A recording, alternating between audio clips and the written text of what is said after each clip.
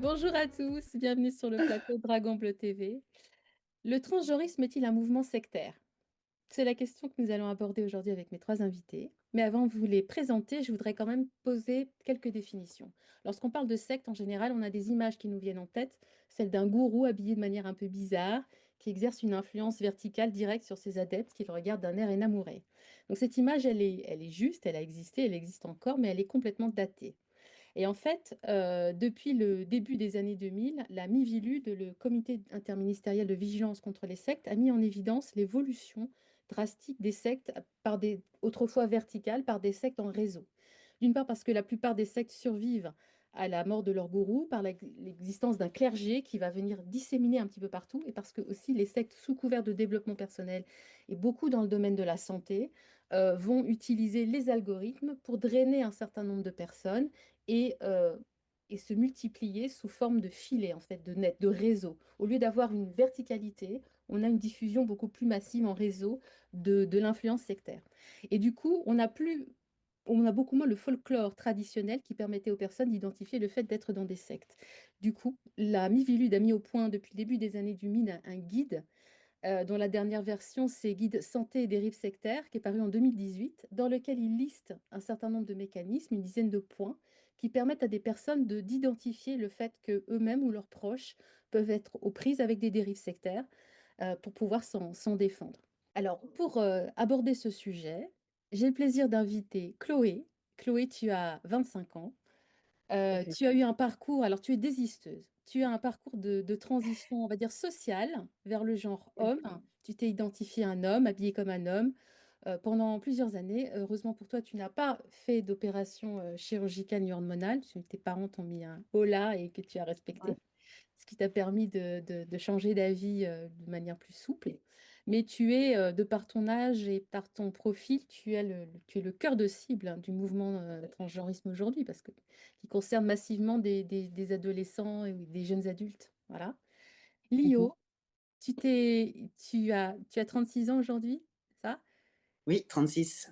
Tu as eu pendant 10 ans un parcours de transition pour transitionner en homme avec la totale, hormonothérapie, des deux opérations majeures, changement de nom, changement de tout jusqu'à ton revirement, où tu récupères aujourd'hui peu à peu ton corps et ton identité de femme. Et Madi, tu es transsexuel. Transsexuel C'est aussi, ça. tu me corrigeras si je me trompe. Tu fais partie de ces personnes qui ont, alors, qui est différent, parce que c'est bien, alors on a vraiment trois profils complètement différents de personnes qui sont concernées par le même mouvement. Tu as transitionné du genre homme vers ton identité de femme, quelque part dans ton coin, en fait, dans ta bulle. C'est un parcours totalement personnel que tu as autofinancé. Et aujourd'hui, En toi grande partie.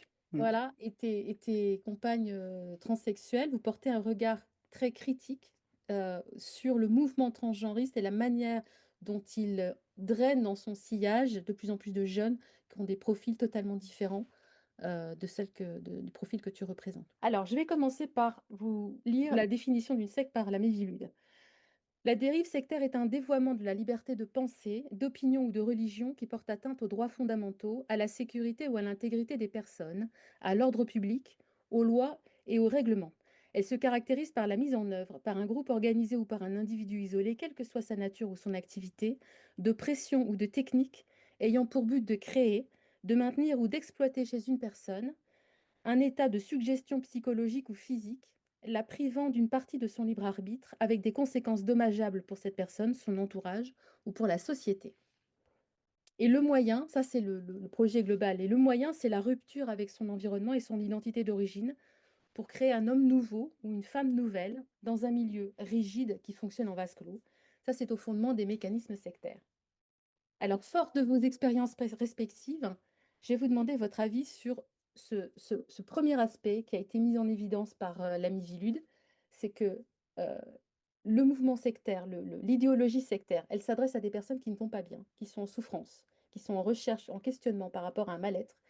Et elle leur propose tout à coup, ces personnes croisent la route d'une personne qui va leur présenter la solution, leur solution comme la solution unique à tous leurs problèmes. Est-ce que ça vous parle? Bah, c'est ce qui est développé actuellement par l'idéologie transaffirmative, hein, et tout simplement les associations qui sont, on va dire, la constellation de ce mouvement. Donc, le problème, c'est que ça va être assez large, c'est qu'on va pas parler forcément aussi que de la France, il va falloir qu'on parte un petit peu, je pense, au niveau de l'Union Oui. européenne, car bah, c'est de là déjà que sont insufflées les directives aujourd'hui sur 10 ans pour ce qu'on appelle les droits LGBTQ+, mais bon, qui sont plutôt, à mon regard, comme tu le disais, hein, la création d'un nouvel être humain. Moi, je dirais même pas homme ou femme, hein. C'est un nouvel être humain, celui qui s'autodétermine. Et donc, bah, l'Europe et les institutions en France financent de Alors, façon assez massive. l'entrisme sur les pouvoirs publics, c'est quelque ça fait partie aussi des points Ben soulevés oui, par la oui, oui, Mibilite, ça fait partie de ma liste. Mais là, oui, dans oui. le ce que je voudrais pour commencer, parce qu'en fait, quand une personne va bien, elle tombe pas dans des sectes, en fait. Quand à la base, c'est qu'une personne est en souffrance, cherche une solution, ne Hmm. va pas bien et quand on va pas bien, qu'on est fragile et qu'on peut se faire, placer sous influence. Et la particularité mais c'est pareil pour soigner le cancer avec des jus de citron ou des choses comme ça, c'est d'avoir une personne qui Hmm. vous dit c'est la solution unique, simpliste à tous vos problèmes. Est-ce que c'est quelque chose qui fait partie de votre expérience? Oui, Oui, enfin, pour moi, oui, ça a été le cas, vu que, bah, on en avait déjà parlé, mais en effet, j'ai toujours eu un mal-être au niveau de ma personne, durant toute ma scolarité. Et en arrivant au lycée, j'ai connu un groupe, de personnes qui sont rapidement devenues mes amies et où il y avait déjà une personne qui était dans ce mouvement très, elle se considérait comme non binaire et cetera et rapidement elle est passée à s'identifier au genre opposé, donc au genre masculin et elle m'a rapidement, un peu, pas bourré le crâne, mais presque, c'est le si tu vas mal, c'est parce que tu es pas dans le bon corps, parce que ta mère ne t'accepte pas comme tu es, parce que ta famille ne t'accepte pas, comme tu es, ils te forcent à être une femme alors que regarde, tu n'aimes pas les robes, tu n'aimes pas les jupes, tu préfères les trucs de garçon, tu es clairement un garçon au fond de toi et c'est pour ça que tu te sens mal depuis toujours. Ça il y a eu vraiment un appui sur ce mal-être et sur oui, c'est la solution à tout ton mal-être depuis le début et c'est l'unique solution et c'est en fait vraiment essayer de réduire le champ de vision de la personne qui est dans un mal-être sur cette solution-là et convaincre que tout le reste, c'est des effets placebo, en fait. Que ce soit, par exemple, la thérapie ou quoi que ce soit, ou vraiment une aide familiale, une aide sociale. Non, c'est pour eux, c'est vraiment un effet placebo. C'est uniquement la transidentité et le changer d'être qui sera la solution définitive au problème et au mal-être qui est, bah, qui est présent.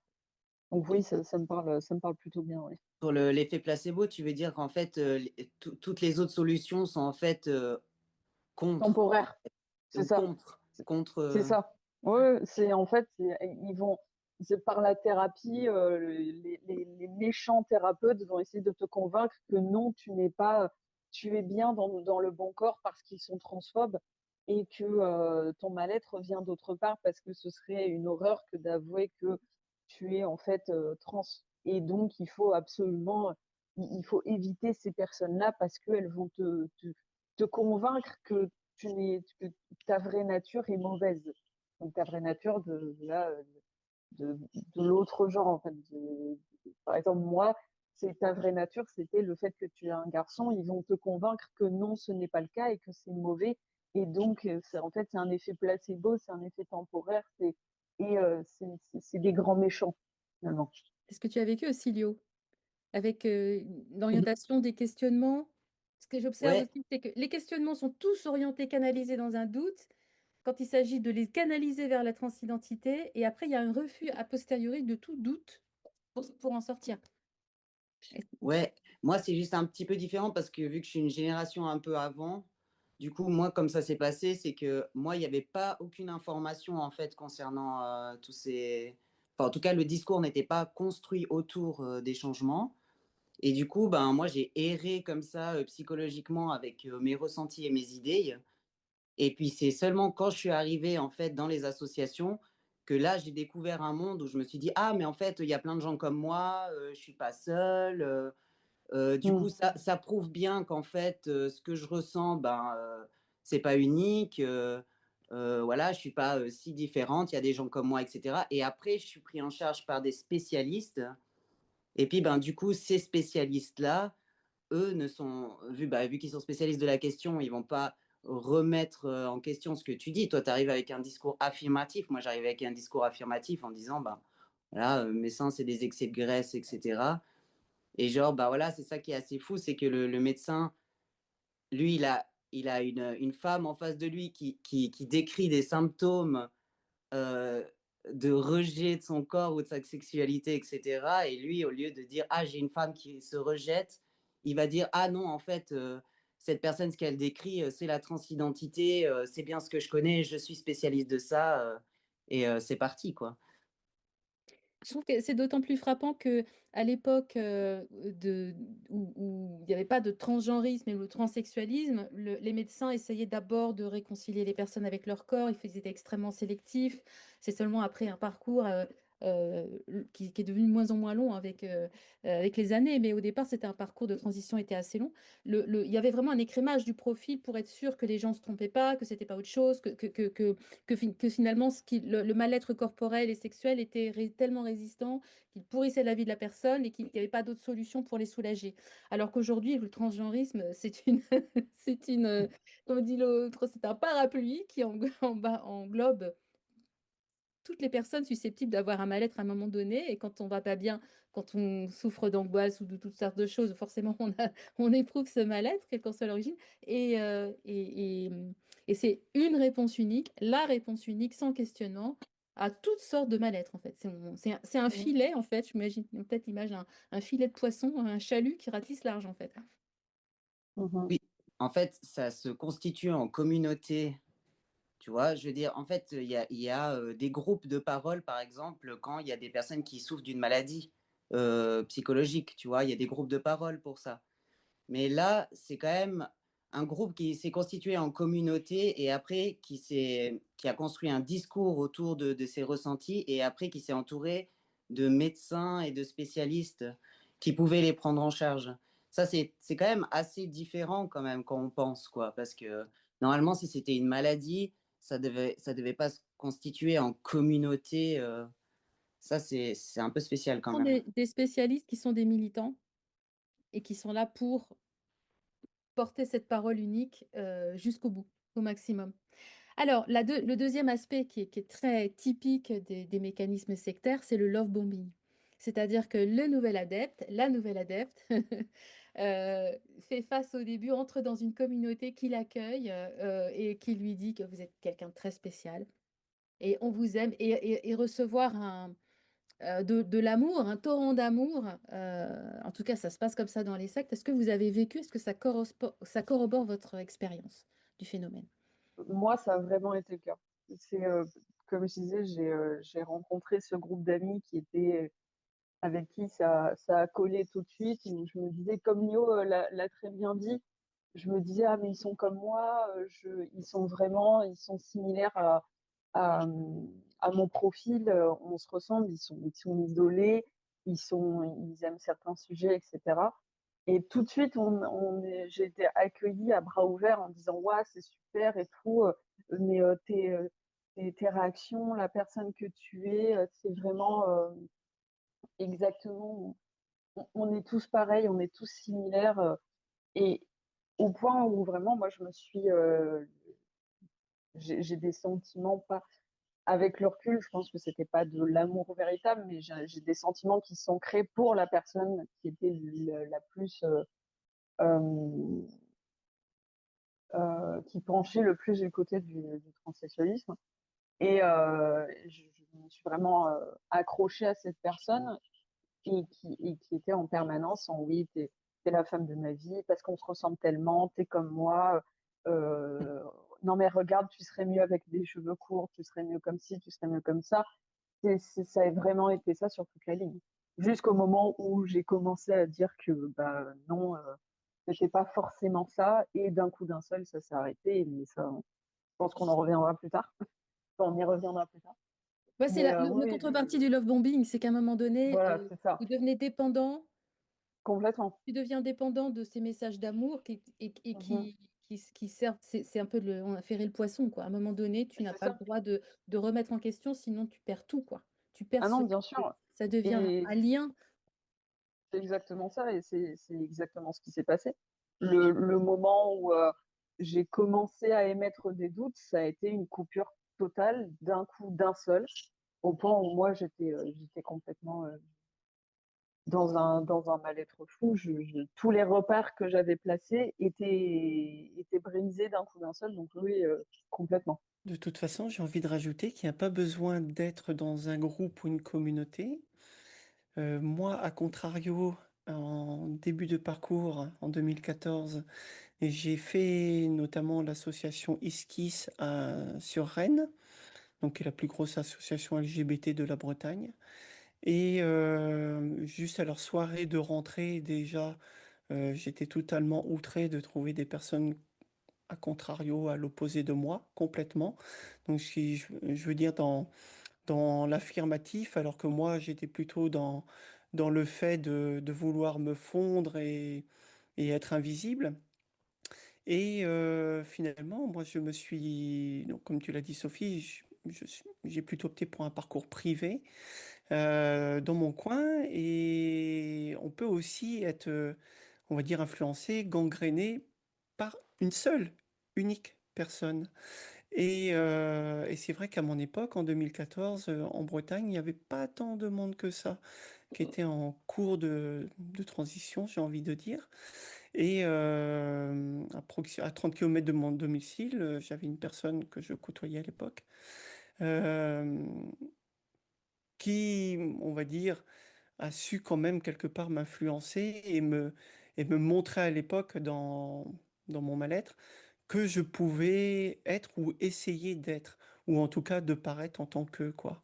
Donc cette personne, je vais le dire aujourd'hui, son prénom commence par un A, elle se reconnaîtra peut-être, et autiste Asperger, elle s'était auto-diagnostiquée aussi. Donc, et il y avait quasiment 10 ans de plus que moi. Donc voilà, donc je pense aussi que ben, une seule personne, déjà en prise et dans le mouvement, peut finalement, je vais pas dire corrompre vos pensées, mais en tout cas vous inciter, quoi. Donc, et c'est là que j'ai envie de dire, faut vraiment être bien entouré, quoi. Mhm. Euh, Moi, j'ai pas eu ce truc de love bombing, mais j'ai aussi eu un peu comme m'a dit plutôt, parce que moi aussi, il n'y avait pas beaucoup de personnes. Par contre, ce que j'ai bien remarqué, c'est l'effet de participation, en fait. Le fait que dès que je suis rentrée dans l'association, en fait, on m'a dit ah, il y a des gens, des universitaires qui font des projets sur le transsexualisme, est-ce que tu veux participer Ah, il y a des gens qui font un documentaire, est-ce que tu veux participer, etc. Et du coup, ben, le fait d'être déjà de pouvoir en parler, d'être dans la capacité de pouvoir poser des mots parce qu'on construit un vocabulaire autour de ça, et puis d'avoir trouvé la réponse, donc de pouvoir aller parler de ça à tout le monde, parce que bah, c'est une façon de construire le discours, mais c'est aussi une façon de réaliser cette chose-là, enfin, que ça devienne concret, quoi. En parler, ça fait concret, quoi. Et du coup, ben voilà, moi j'ai participé à des documentaires, des pièces de théâtre, des travaux de fin d'année, de fin d'études. Enfin voilà, donc ça ancre déjà à fond en fait, on nous fait devenir des militants, en fait. Mmh. C'est Ça te crée un ça, c tu rentres dans un tissu social. C'est le love bombing, c'est: «Viens parmi nous, tu es des nôtres, viens dans notre communauté» et tu pénètres dans un tissu social qui devient une nouvelle famille, en fait. ouais, mais oui, mais d'un côté, moi, tu vois, j'ai pas tellement adhéré aux assos. Je suis allé une ou 2 fois au groupe et puis je voyais que tout le monde, enfin, que c'était assez compliqué, je voyais que la Mmh. dynamique de groupe était toujours assez compliquée dans ces trucs, donc je suis jamais retourné. Mais par contre, je participais spontanément justement à des travaux d'études. Pas trop le lien familial, mais plus, l'aspect, d'aider les autres, tu vois? Ils te disent, «Tu peux aider les autres», tu vois? Tu vois? Et ça, tu as pas besoin de faire famille, mais simplement du fait que, bah, ton expérience peut aider, ben, tu peux être spontanément appelé, pour que tu vois? Alors moi, j'étais pas du tout dans la communauté, mais je restais à disposition pour aider, tu vois? Alors voilà. Après, tu peux effectivement, très vite, t'investir aussi, et devenir, membre et puis, organiser, ben, tu sais, toutes ces réunions justement, C'est ça, c'est le de réseau qui se groupe et développe. tout, Ouais, hein. ouais, ouais, ouais. Ça, c'est clair qu'il y en a qui le font, hein. Un des aspects du love bombing, en fait, c'est, vous êtes quelqu'un de spécial. Ça, c'est quelque chose qu'on observe parfois dans les sectes, c'est qu'une personne arrive avec une pas de confiance en soi, des problèmes d'estime de soi énormes, d'angoisse et on vous dit: «Il y a une solution unique» et en fait, c'est parce que vous êtes quelqu'un de spécial. Votre souffrance fait que vous êtes quelqu'un de spécial et donc ça renforce l'estime de soi, mais de manière extrêmement perverse. Est-ce que ça vous est arrivé? Je me sens pas, je me sens pas trop concerné parce que c'est Non, non, vrai mais que si ma du question vous coup, parle pas, elle vous parle pas, hein. Ne oui, quittez ouais, pas, ouais, allez-y, moi, elle me pas parle rentrer dans pas le parce que truc, hein, c'est oui ou non. non, non, c'est vrai Moi aussi, que je crois que j'ai été la cible principale de ce genre, exactement ce genre de choses. Donc je suis désolée si je parle beaucoup. Faut me stopper, hein. Pas du oui, tout, non, Heu, non, vas-y, vas-y, vas-y. mais oui, en effet, enfin, dès que je suis arrivée dans le groupe, parce que c'est pareil, on était dans le lycée, on n'était pas beaucoup.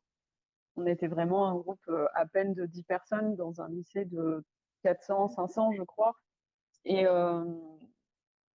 c'était tout de suite, oui, en fait, ta souffrance est poétique, ta souffrance est belle, ça montre que tu es en dehors, que tu es, Mmh. que tu es spécial, que tu n'es pas comme les autres. Et moi qui dans cette souffrance, et je sais que je suis pas la seule dans ce cas-là puisque, bah, c'était globalement le cas de tout le monde. Il y a toujours eu cette souffrance, il y a toujours eu cette idée de on est différent parce qu'on est en dehors de la norme, etc. Il jouait beaucoup là-dessus et sur le fait que oui, tu es spécial. Tu es spéciale, tu es différente, tu ne réfléchis pas comme les autres, tu penses que vraiment, il y avait la phrase qui m'avait vraiment, qui m'avait réellement marqué à ce moment-là, c'était à quel point ta douleur est poétique et il faut l'exploiter et il faut la renforcer. Et la seule solution à cette poésie, c'est le changement de genre, c'est le LGBT au point où vraiment, c'est pour ça que pour moi, ça se rapproche vraiment à une secte, ce mouvement-là. C'était, on mangeait, on respirait, on ne parlait et on ne pensait que LGBT et transsexualisme. C'était uniquement ça. Et si on sortait de ça et si on émettait ne serait-ce que le moindre questionnement, on se faisait rembarrer tout de suite et on penchait du côté ennemi. Ouais, moi, c'est vraiment cette image-là qui m'a fait fuir dès les 2 premiers mois de mon parcours. Septembre, octobre 2014, quand j'ai fait les forums d'association, j'ai juste l'image qui renvoyait et le comportement des personnes que j'avais en face de moi Mhm. me disait non, ça, ça ne correspond pas du tout, c'est Ouais. pas du tout mon propre vécu, quoi. Donc à contrario, moi, je me suis complètement éloigné de ça Mm. en étant, par contre, présent sur les réseaux sociaux de l'époque, donc ce qu'on appelait les forums de discussion, quoi. Mhm. Et là, je pouvais avoir des discussions un tant soit peu rationnel et réel sur l'état, on va dire, psychologique ou psychiatrique et corporel des personnes, quoi.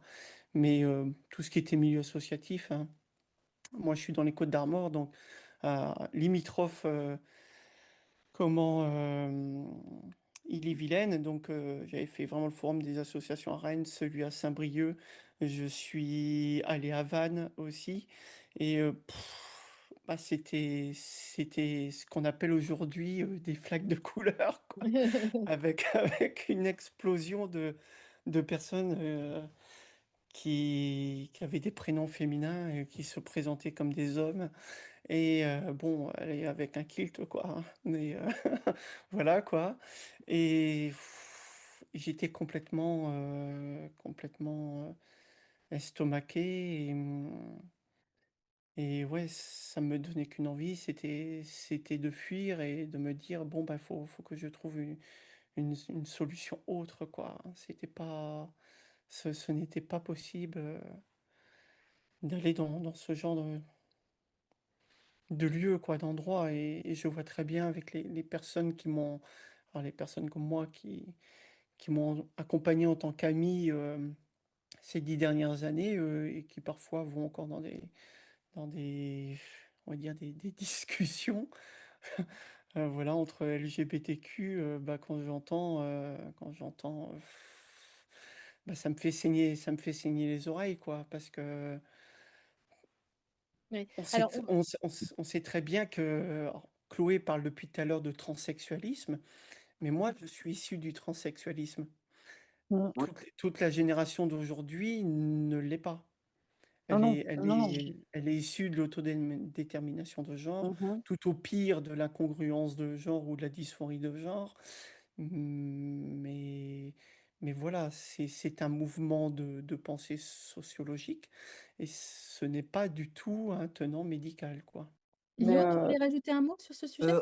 Ouais, parce que, bah, moi, je suis un peu entre les 2 parce que moi, je cultive quand même, depuis jeune une différence où je me sens différente et tout. J'ai un peu adhéré déjà à ces trucs d'enfant indigo, je me posais déjà la question, donc j'ai toujours cultivé un peu ce truc de différence. Depuis tout que je suis jeune aussi, on me dit, que je suis différente, que je suis exceptionnelle, que je suis, spéciale, nin nin, donc aussi autour de moi, on me dit ça et du coup, ben, voilà, moi, quand j'ai commencé, il y avait très peu de personnes, donc ça correspondait bien au fait que ça soit Mmh. assez unique quand même. mmh, mmh, mmh, mmh. Mais après, j'ai ressenti la même chose que Maddy, ou quand j'allais dans des groupes, je me disais: «Mais les gens là, ils sont, bizarres, quoi».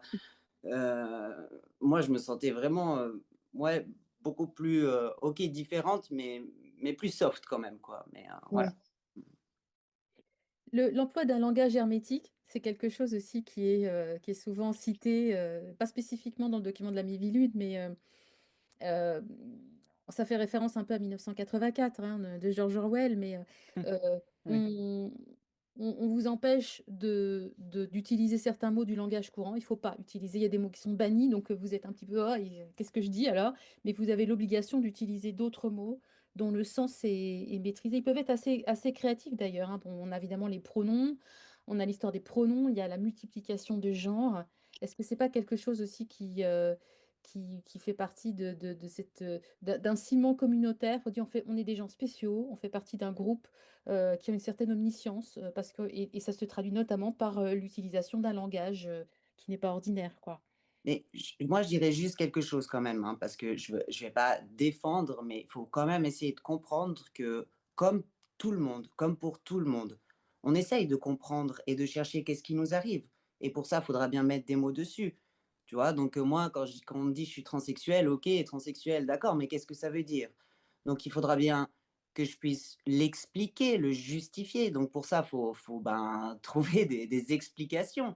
C'est pour ça qu'on a créé un vocabulaire et puis qu'on a parce qu'il fallait qu'on puisse mettre des mots et que ces mots, définissent une réalité, Oui, non, même mais si alors c'était la transsexuel, nôtre. c'est une Transsexuel, réalité, c'est un symptôme. Mais là, je parlais voilà, des c'est un pronoms, symptôme. de la multiplication La des genres, novlangue. Bah la oui, novlangue. mais tout ça, ça fait Ouais. partie du Heu, discours qui encadre le La novlangue Je est vois- très récente, hein, Lio. Ah oui, non, mais Hein, c'est pas du pour début des années justifier. 2000 à peu près, j'ai envie de dire, avec, bah, C'est pas pour avec les millennials à peu près, donc la Mhm. génération millennials. En fait, c'est pas pour Donc, justifier, c'est juste pour expliquer que quand on croit en quelque chose, on doit construire un discours pour soutenir ce qu'on croit. C'est pour ça qu'on a inventé tout ça. Moi, je dis juste ça, hein, je dis pas que Mmh. c'est bien. oui, oui, oui, C'est pas oui, du tout non, ce que je veux Alors, dire, hein. non, mais Juste faites je pour, cite, faites pour bien référence faire comprendre à la que. manipulation du langage qui consiste aussi à dire, par exemple, aujourd'hui, tu n'as pas le droit d'utiliser le mot homosexuel. Homosexuel, c'est tabou. Enfin, faut dire genre, faut dire transgenre, faut dire. euh, voilà, on n'a plus le droit d'utiliser le mot transsexuel. Des manœuvres, en fait, extrêmement violentes sur les réseaux sociaux. On n'a pas le droit d'utiliser. Une femme n'a pas le droit d'utiliser le mot femme. C'est considéré comme une violence, en fait. Il n'y a que des hommes transidentifiés femmes qui auraient le droit d'utiliser pour eux le mot femme, mais les autres femmes, les vraies femmes n'ont pas le droit d'utiliser le mot femme, en fait. Voilà, Oui, et tout ça, je parlais vraiment de la manipulation du langage. On oui, vous utilisez des mots dans un sens différent du langage courant, vous interdire d'utiliser des mots et à côté créer en permanence, ils ont été très très créatifs à un moment donné. Mhm. oui. La novlangue, hein, plein de mots. Alors, toutes les semaines, ils sortaient des nouveaux trucs. Hein. À un moment donné, il y avait 76 genres. Je réfléchissais par rapport à ce que tu disais, Sophie, mais oui, c'est vrai que la création d'un nouveau langage, je me souviens vraiment de cette période durant le Covid où c'en était presque une chasse aux sorcières de ceux qui n'utilisaient pas le bon langage. C'était fou parce que moi, à cette période-là, j'étais toujours un peu dans cet activisme pendant le Covid où enfin, j'étais plus du tout dans cette idée de je suis du mauvais genre ou je suis non-binaire ou en fait je suis un homme, etc. Et dans cette transition, j'avais déjà coupé depuis 2018, mais j'étais toujours active. Je m'entourais toujours d'une communauté LGBT et c'est vrai que à ce moment-là, ça a été une vraie chasse aux sorcières du bon vocabulaire en fait. Si tu utilises le mauvais vocabulaire, tu es automatiquement un ennemi ou alors tu as un manque d'intelligence comparé à eux qui sont très intelligents parce que ils ont compris que il fallait parler comme ça, etc. Et il y avait vraiment un jugement de valeur là-dessus de si tu n'utilises pas le bon vocabulaire, tu es un idiot. C'est, c'est, et je prends vraiment le mot tu es un idiot parce que c'était ce qui revenait tout le temps. C'est tu es bête, tu as un manque de culture. C'était que de ça. Et je sais que j'avais pensé à autre chose aussi. Oui, par rapport à ce que disait Lio, cette création d'un nouveau vocabulaire pour expliquer ce nouveau phénomène et ces nouveaux sentiments, etc. Jusqu'à un certain point, je suis complètement d'accord qu'en effet, bah, malgré tout, la société, elle évolue, donc le vocabulaire va inévitablement évoluer en même temps. Euh, mais il y a, il y a, il y a eu un moment où le vocabulaire se développait tellement et perdait tellement de sens.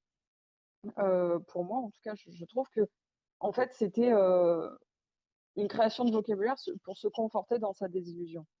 C'en était vraiment arrivé à ce point. En tout cas, moi, déjà quand j'étais au lycée, c'était déjà le cas. Il y avait, comme a dit Lio, comme on dit Lio et m'a dit, c'est vraiment, même moi, alors que j'étais en plein dedans et j'étais favorable à ce mouvement-là, je me disais, mais attends, mais il y a quand même un problème, ils sont hyper violents dans leur affaire, mais la chose est tellement bien faite qu'ils t'isolent complètement au point où même si intérément tu es en désaccord, tu ne peux pas te permettre parce que tu vas être isolé et tu vas te retrouver seul et tu le sais inévitablement.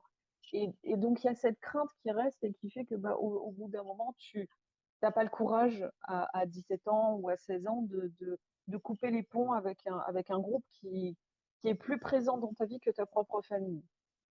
Et, euh, et donc, oui, en 2020, à partir avec tout, tout, tout cet événement du Covid et où on était enfermé chez soi et on était seul avec ses pensées, je trouve vraiment que ouais, c'est ce vocabulaire, il s'est tellement développé que c'était se conforter dans une désillusion, qui pour Un moi est mantra. folle. C'est Ouais, des c'est ça. mantras. C'est une manière de faire vivre quelque chose qui n'existe pas et de prétendre. Tout C'est à des fait. étiquettes sur un bocal. Oui, c'est pour ça que je défends pas, ça. Ah C'était oui, juste pour faire comprendre que, ben, pour faire vivre en fait, ce que tu prétends, bah, tu es obligé de mmh construire un discours autour bien de sûr. ça. Mais, en fait, le discours est en fait, c'est de l'abus de langage, quoi. C'est de l'abus de langage Mmh comme, ben, par exemple, que les hommes auraient des vagins, enfin tout ça, enfin que les hommes auraient des seins, que les femmes auraient des pénis, que les femmes pourraient être enceintes. Enfin tout ça, c'est de l'abus de langage, quoi. Mais c'est Oui, pour, décrire leur réalité, quoi, mais c'est de l'abus de voilà langage. et c'est aussi enfin, à mon sens, du refus de la réalité. Mmh. Alors, il y a Ah, le love bombing avec la contrepartie qui est, la rupture et la violence, en fait. Parce que derrière mmh ce qui est implicite derrière tout ça, l'abus de langage, tout ça, c'est la violence.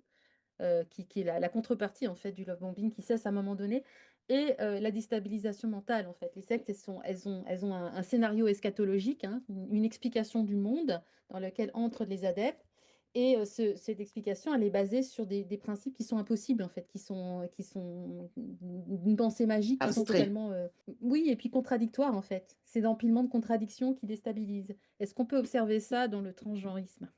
Du moment que tu te réappropries un mot et que tu réinventes une définition à ce mot, ce n'est plus une question de vouloir exister ou paraître, c'est plutôt une question de déconstruire la société dans laquelle tu vis. Donc à partir du moment que tu te réappropries le mot femme, alors que c'est une évidence, une femme, tu viens au monde en tant que telle, en tout cas de sexe féminin. Si tu mh. viens pas au monde de sexe féminin, même si tu es intersexe, tu es mâle ou femelle, quoi, hein, bah, tu peux pas être une femme. Donc déjà, le terme femme trans, il n'existe pas, hein, c'est une Mmh construction. C'est que de la mh. sociologie. Donc on est tous d'accord là-dessus. Donc déjà, faudrait Mmh déjà arrêter d'appeler ces gens femmes ou hommes. On ne devient pas homme en prenant de la testostérone, on ne devient pas femme en prenant de l'estrogène. Hein, je le sais très bien. Mmh. Donc voilà, donc ou c'est une personne transféminine, transmasculine, tout, tout au plus. Hein. Et moi aujourd'hui, j'aime bien utiliser aussi plutôt des personnes dont le corps est transitionné. Parce que finalement, ce n'est que ça, c'est des corps médicalisés, ni plus ni moins. Donc, si vraiment ces personnes-là voulaient exister, paraître telles qu'elles sont, ou en tout cas qu'elles pensent être, elles essaieraient d'acquérir leurs propres droits. Donc, c'est pas au niveau de la langue, c'est pas en se réappropriant le terme homme, femme, il, elle ou ce que vous voulez, ou les espaces, ce serait plutôt de demander aux juridictions de mettre peut-être un troisième sexe, parce qu'aujourd'hui l'état civil est fait sur le sexe, donc peut-être un troisième sexe, ou alors, dans la case de sexe, rajouter un slash genre et mettre TF pour transféminin ou TM pour Mmh. transmasculin, mais pas homme ou femme. Mais alors justement, Donc, le mantra, une femme trans est une femme, un homme trans est un homme, c'est mais non. le mantra des millénials. C'est vraiment parce que condition sine qua non pour être une femme trans, c'est d'être un homme. Et la condition Hum, sine qua non pour être un homme trans, c'est d'être une femme. Et hum, c'est justement quelque chose qui sert à créer la déstabilisation mentale dans la société en imposant un principe impossible, en fait. hum. C'est une contradiction dans les termes et imposer le concept d'identité de genre qui est une pensée magique qui tombe du ciel, en fait. Oui, non, mais identité, expression de genre, c'est à nouveau, on en revient qu'à une seule chose, aux études de sociologie et les gender studies, quoi. Ce n'est que du mantra, c'est de la religion. Mmh Ce n'est que ça. Et ça n'a aucune existence hormis le fait pathologique, quoi. Donc la racine, donc ce qui a été finalement, on va dire, le terme de transsexualisme qui a été mis en 1960 par Harry Benjamin, donc un terme médical. Et qui est bien catégorisé en 5 catégories. Et voilà, et la première, c'est vraiment une question sexuelle et psychique, psychiatrique, quoi. mh. Donc le reste, c'est que de la déviance la déviance érotique, fétichisme, autogénéphile, tout ce que tu veux. Donc du moment que tu mets une novlangue autour de cela, tu te réinventes un monde et tu essayes de bousculer la société dans laquelle tu vis et qui, elle, est rationnelle. Mais le problème de la novlangue aujourd'hui, c'est que, bon, il y a les associations, mais c'est surtout qu'elle est institutionnalisée actuellement. En France, il faut quand même regarder par qui est financée justement ces associations. Donc la DILCRA dépend du ministère de l'égalité hommes-femmes. Donc c'est nos impôts qui financent ce genre de délire, quoi. Hein, donc voilà, moi j'ai envie de dire une chose, hein, parce qu'il faut quand même mettre le pied dans le plat. Euh, Appeler une femme personne trou de devant ou personne qui menstrue, bah moi en tant que transsexuel, ça commence vraiment à m'irriter et à un C'est point profondément où... diffamant. Ah mais oui, Mmh. oui. C'est une Ah ouais, insulte. ouais. C'est Ah, C'est une tout, c'est une insulte. c'est... insulte. Ah mais complètement quoi, c'est discriminant, c'est tout ce que vous voulez quoi. Et moi je comprends même pas quoi que qu'il n'y ait pas des juristes ou des choses comme ça qui attaquent les associations quoi, carrément quoi, hein. Je D'autant pense plus qu'il qu'ils y a... n'ont pas créé les Hmm. mantras opposés. Ils n'ont jamais appelé les hommes les porteurs de Bien pénis sûr. ou les porteurs de testicules. Le truc, Mais c'était oui. uniquement pour les Ouais, femmes, hein. Oui, mais ça montre bien justement que c'est un mouvement où à la tête misogyne. Profondément il y a misogyne. beaucoup, voilà, il y a beaucoup d'hommes. Faut juste regarder, hein. Vous prenez les principales associations, que ce soit Outrance, Accepter Trans, Le Refuge aussi, par exemple, où c'est une personne transmasculine, bah, transféminine, mais c'est un homme, quoi. Donc voilà, hein, faut pas chercher midi à 14h. Pour Donc, revenir à la déstabilisation mentale, parce qu'il y a des contradictions, on en avait parlé, Léo, lors de ton interview, ils disent le fait d'avoir un corps d'homme ou de femme ne dit rien sur ton identité de genre, mais finalement, le fait d'avoir un sexe est censé n'avoir aucune influence sur le fait que tu te sentes homme ou femme, par contre, le fait de le mutiler ce sexe est censé pouvoir te conformer à ton identité de genre, ce qui est totalement contradictoire. Et en même temps, il y a encore un empilement de contradictions où ils disent finalement, euh, il existe des femmes qui sans sein, sans utérus, il y a des hommes sans pénis. Les hommes trans seraient des hommes, donc il existe des hommes sans pénis. En fait, quand on met tous ces mantras, c'est un millefeuille de mantras contradictoires. C'est un millefeuille de contradictions, Oui, en et fait. puis c'est aussi que ça pousse à la dissociation. Mhm. Donc c'est ça qui est le pire, je pense, dans l'histoire, parce que la dissociation, c'est vraiment pas quelque chose d'agréable, c'est pas un symptôme agréable. Et cette histoire, elle pousse toujours plus à la dissociation, alors qu'on est censé plutôt se réassocier, quoi. ben, moi, je vais rajouter une pierre, hein, l'édifice. Vas-y. À nouveau, c'est toujours la même chose. C'est démanteler l'existant. Donc, on utilise on va dire les revendications des personnes dites intersexes, parce que, bon, ce mot-là, faut aussi le déconstruire absolument. Intersexe, c'est censé être entre les sexes, donc ce qui veut dire qu'il y aurait un troisième sexe, sauf que ça, c'est totalement faux. On est mâle ou on est femelle. Donc ça, c'est clair. Et à partir de ce mantra-là, ils mettent des gens dans les petites cases. Donc ces cases-là, c'est simple, c'est uniquement pour développer le drapeau trans et bah, dire que finalement, effectivement, il y aurait un spectre entre le sexe masculin, donc le pénis, et le sexe féminin, la vulve, voilà quoi. Il y aurait un spectre, on pourrait être. Mais sauf que, bah, maintenant quoi. Mais en Non, fait, non. c'est un peu plus que ça, c'est que entre les spectres hommes et femmes, tout ce qu'il y a au milieu serait des nouvelles identités. En fait, tout ce qui serait fluctuant serait des nouvelles identités, quoi. C'est ça le pire dans l'histoire. C'est que même pas genre on pourrait être fluide. C'est genre non, chaque petite différence est une nouvelle personne, serait une nouvelle personne, quoi. Donc imagine, ça fait 9 milliards sur Terre, donc 9 milliards de genres différents, quoi. On est Tu tous vois? très spéciaux. Ouais, bah, C'est une façon pour eux de continuer d'exister. Ce n'est uniquement ça. En allant chercher la plus petite minorité qu'il soit, et Et, revendiquer des droits pour ces et puis, gens-là, ben, ça leur permet de continuer d'être subventionnés Mhm. et d'exister sur le banc médiatique et sociétal, quoi. en plus du spectre du sexe homme-femme pour arriver sur ce qu'on appelle les xénogenres, où là, Oui, ben, alors ça, voilà, où bah là, on peut se ressentir animal, oui, non, être mais, de lumière, elfe. non, Bah oui, bah non, il faut aller jusqu'au bout de la oui, mais théorie, hein. non, non, non, bof, non, non, moi là, Ah non, oui, oui, Là, là, moi, ça se je non, suis. rejoint. moi, je vais dire les mots, faut leur mettre une camisole à ces gens-là, quoi. Hein, je suis désolé, mais quand tu vois des êtres humains avec des lanières de chiens à aboyer, etc., ou alors des gens à se prendre pour des elfes, des loups, ou tout ce que vous voulez, et qu'on applaudit ça, et que souvent c'est des gamins de parents qui ont fait mai 68, moi ça me fait un petit peu peur, quoi. Moi je me dis que la société elle est vraiment mal, et à nouveau, hein, je reviens à une chose. C'est l'avènement d'Internet, hein, c'est très documenté. Mhm. Hein. Internet a été un vrai propulseur sur Ouais, toutes ces idéologies.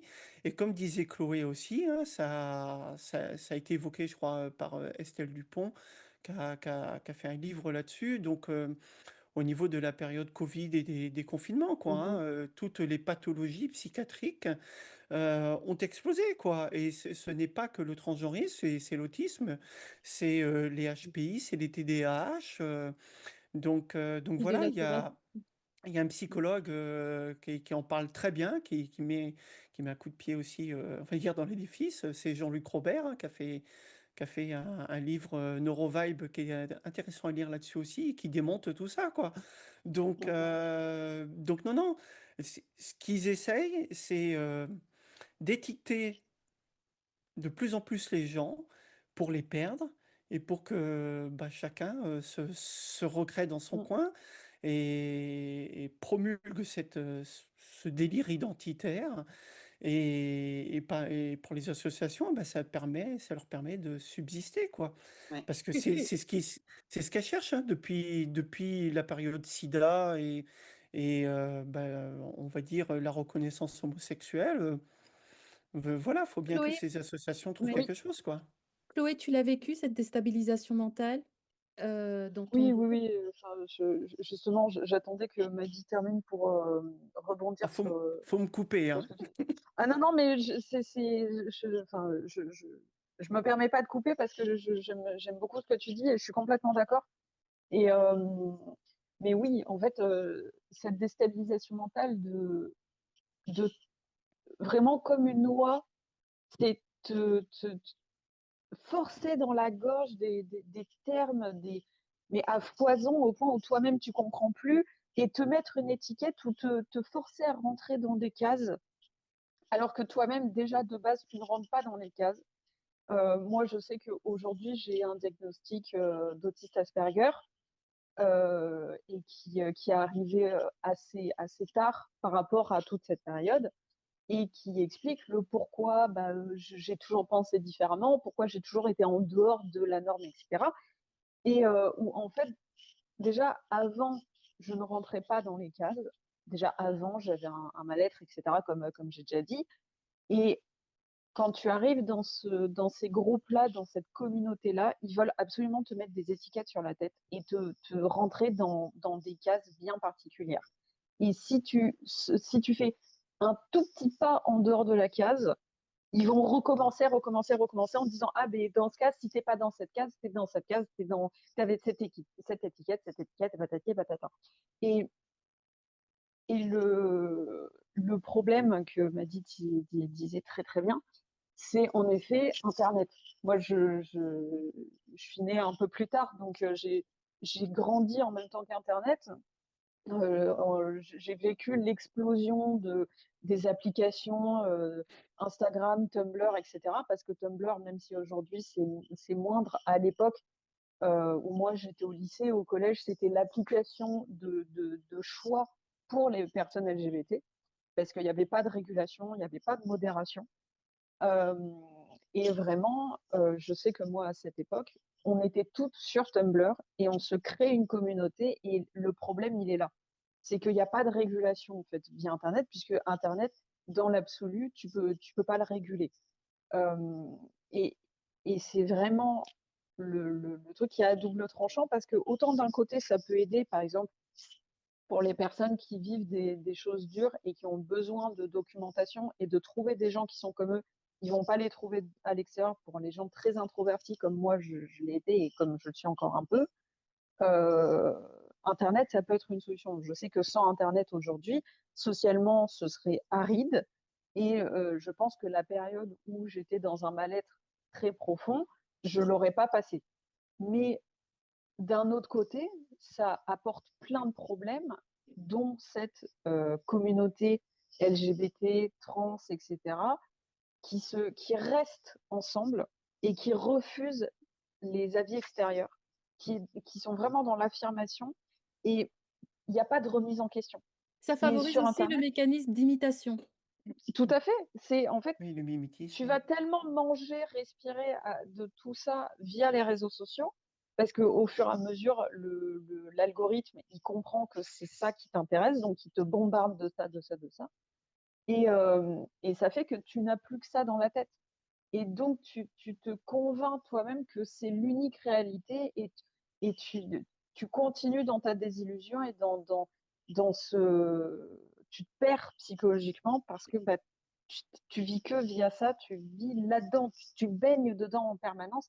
Et c'est ce que moi j'ai vécu puisque bah, via mes réseaux sociaux, j'étais que là-dedans.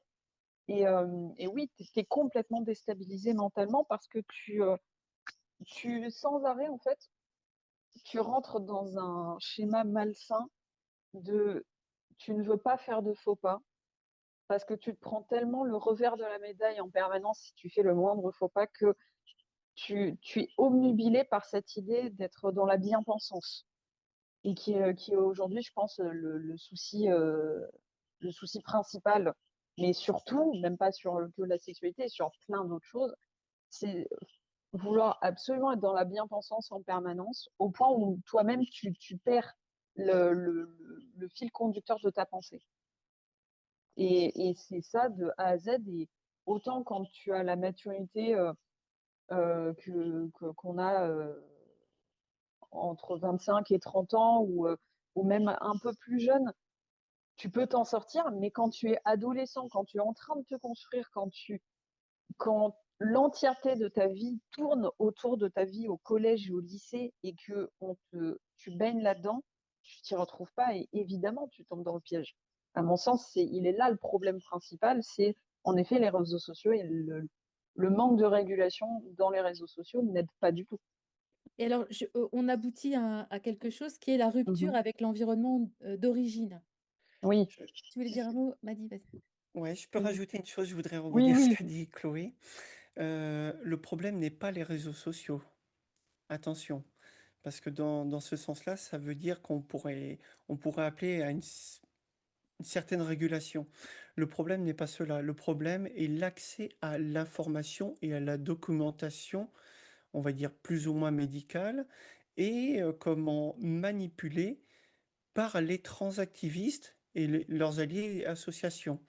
Donc le souci aujourd'hui, alors toi tu dis que dans ton adolescence, tu n'aurais pas pu vivre. Moi, je suis l'effet inverse. Je Mm, suis né en 78. mm, Donc, moi, je n'ai pas eu accès à Internet mm, mm. avant 1998. Donc, tu vois. Donc, ce Ah qui oui, fait bien quand même sûr. que j'ai quasiment vécu 20 ans sans. Donc, Mhm. ce qui veut dire que, ben, quoi qu'il en soit, j'ai essayé de vivre avec ma pathos de la façon que je pouvais et finalement me fondre dans la masse et vivre avec mon corps tel qu'il Bien était, sûr. quoi. Donc je pense que tu as cette réaction par rapport à l'époque à laquelle où tu vis. Bien Parce sûr. que je Mais pense que tu aurais vécu dans les années 80, tu aurais trouvé un autre échappatoire. Et aujourd'hui, le problème, c'est cela d'Internet. C'est pas que ça soit pas régulé, c'est que tu as des informations médicales qui sont transmises, par exemple, comme des mhm. sites comme Wikitrans, qui vont te donner des informations sur le traitement hormonal substitutif. avec des hormones croisées où ils vont te donner les taux qu'il faut que tu prennes ou les pressions Mhm. qu'il faut que tu prennes d'oestrogène et de testostérone ou de piqûres, de seringues et tout, pour que tu puisses te shooter personnellement et dans ton petit coin, sans que ça soit justement régulé Il y a pas de et contrepartie, il y a pas de il il y a n'y a pas pas de de Mhm. contrepartie. réciproque, en fait. Pour Oui, moi, oui, c'est il y ça. a Mais des c'est exactement informations, ce que il je y a dis. des informations médicales qui ne devraient pas être Tout sur à fait. Internet, Bon, qui Ça, je mais suis ne moi, devraient être complètement d'accord. tu manipulées penses? que par des médecins. Et Mhm. aujourd'hui, les transactivistes et leurs alliés se sont substitués au corps Mhm. médical. Donc, Les associations, mais moi je pense qu'elle voulait dire, Chloé, c'est que en fait, bah, rien que en dehors des informations, le fait que les gens se regroupent et puis le fait que Oui. Internet permet que en fait tu crées des énormes communautés parce que ben tu as des gens de tout milieu et puis que tu peux très vite tomber dessus et puis qu'il y Oui. a aussi pas mal de bien sûr. vidéos de personnes qui font la promotion de la transition en montrant, Oui, mais Mhm. tu vois, justement, c'est justement, juste pour dire que c'est un phénomène d'accélération. C'est pas Énorme, Oui, pour tout à oui, oui, fait, dire, énorme. complètement. c'est tout pour à dire. fait. Pour moi, enfin, je me suis peut-être mal exprimée, mais pour moi, les Non, réseaux, non, non. le problème n'est pas les réseaux sociaux. Le problème n'est pas les réseaux sociaux. C'est loin d'être le problème. Pour moi, le problème, c'est le manque de régulation à la limite Hmm. et cette accélération sociale de on reste dans notre groupe et C'est- La création de on se Egg, il bombarde y a de ça. C'est ça. et ça, on trouve ça dans les sectes, physiques, en fait, où Mhm. des nouveaux adeptes se font coacher par des anciens adeptes dans un C'est ça. lieu, Oui. et là, ça se passe sur Discord, sur Tumblr, sur, Reddit, sur tout Et ça. puis c'est des Et énormes groupes, hein. voilà, et c'est Ah des oui, énormes oui. groupes et en fait, ils sont façonnés, ils sont coachés, ils se coachent entre eux, ils sont façonnés pour adopter Mhm. l'idéologie transidentitaire et ça, c'est un Ah oui, c'est phénomène ça.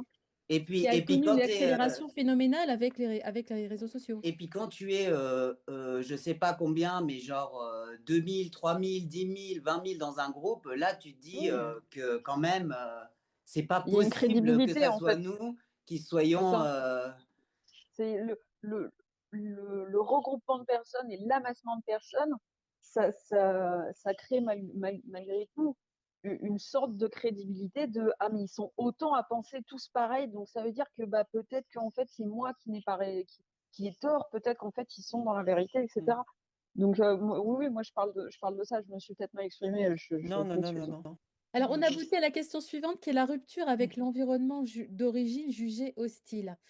Mhm, Moi, j'ai des témoignages de parents qui disent, et parfois pour des enfants mineurs qui sont quasiment majeurs ou des jeunes majeurs, ils ont fait la connaissance d'un enfant trans, d'un jeune trans qui font pas office de mini-gourou, et leurs jeunes sont plus chez eux, ils vivent désormais dans la famille, chez les parents d'un camarade trans identifié, et c'est du kidnapping, hein, c'est littéralement du kidnapping, mais comme les parents sont dénoncés à la police souvent, comme, parce qu'ils ne sont pas transaffirmatifs, donc ils sont censés être maltraitants. Ils sont coincés. On a des exigences comme ça, des choses qui sont profondément anormales, qui sont Mhm. des situations littéralement de kidnapping.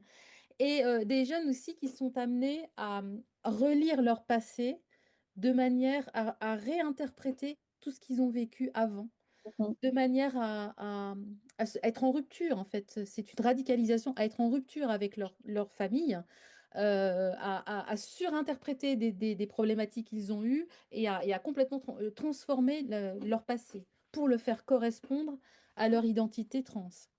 mhm, Est-ce que ça vous parle?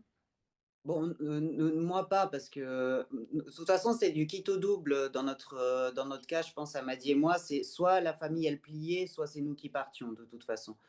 Donc, moi, j'ai fait plier toute ma famille, donc j'ai pas eu besoin de partir. J'ai pas eu ce problème-là. Moi, Mais non. dans ce cas. on a, il n'y a pas eu de kidnapping ou d'isolement, mais je remarque ça très fréquemment chez les jeunes, et puis ça revient Mhm, sur la discussion qu'on a eue avant, c'est-à-dire que toute personne qui critique est contre. mhm. Et puis Oui, complètement.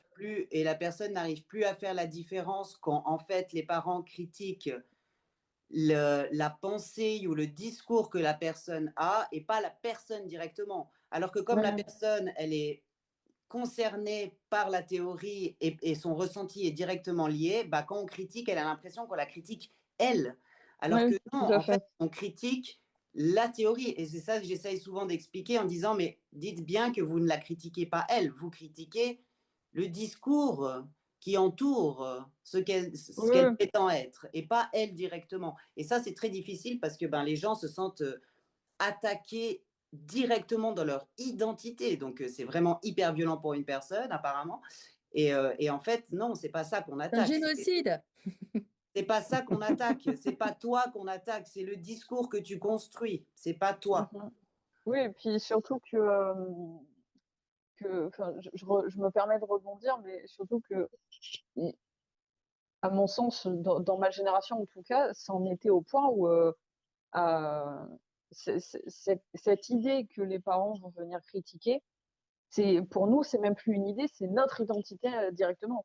C'est même plus, c'est pour ça que c'est hyper, pour moi, c'est hyper difficile, je pense, en tant que parent, avec ma génération et la génération un peu après, c'est que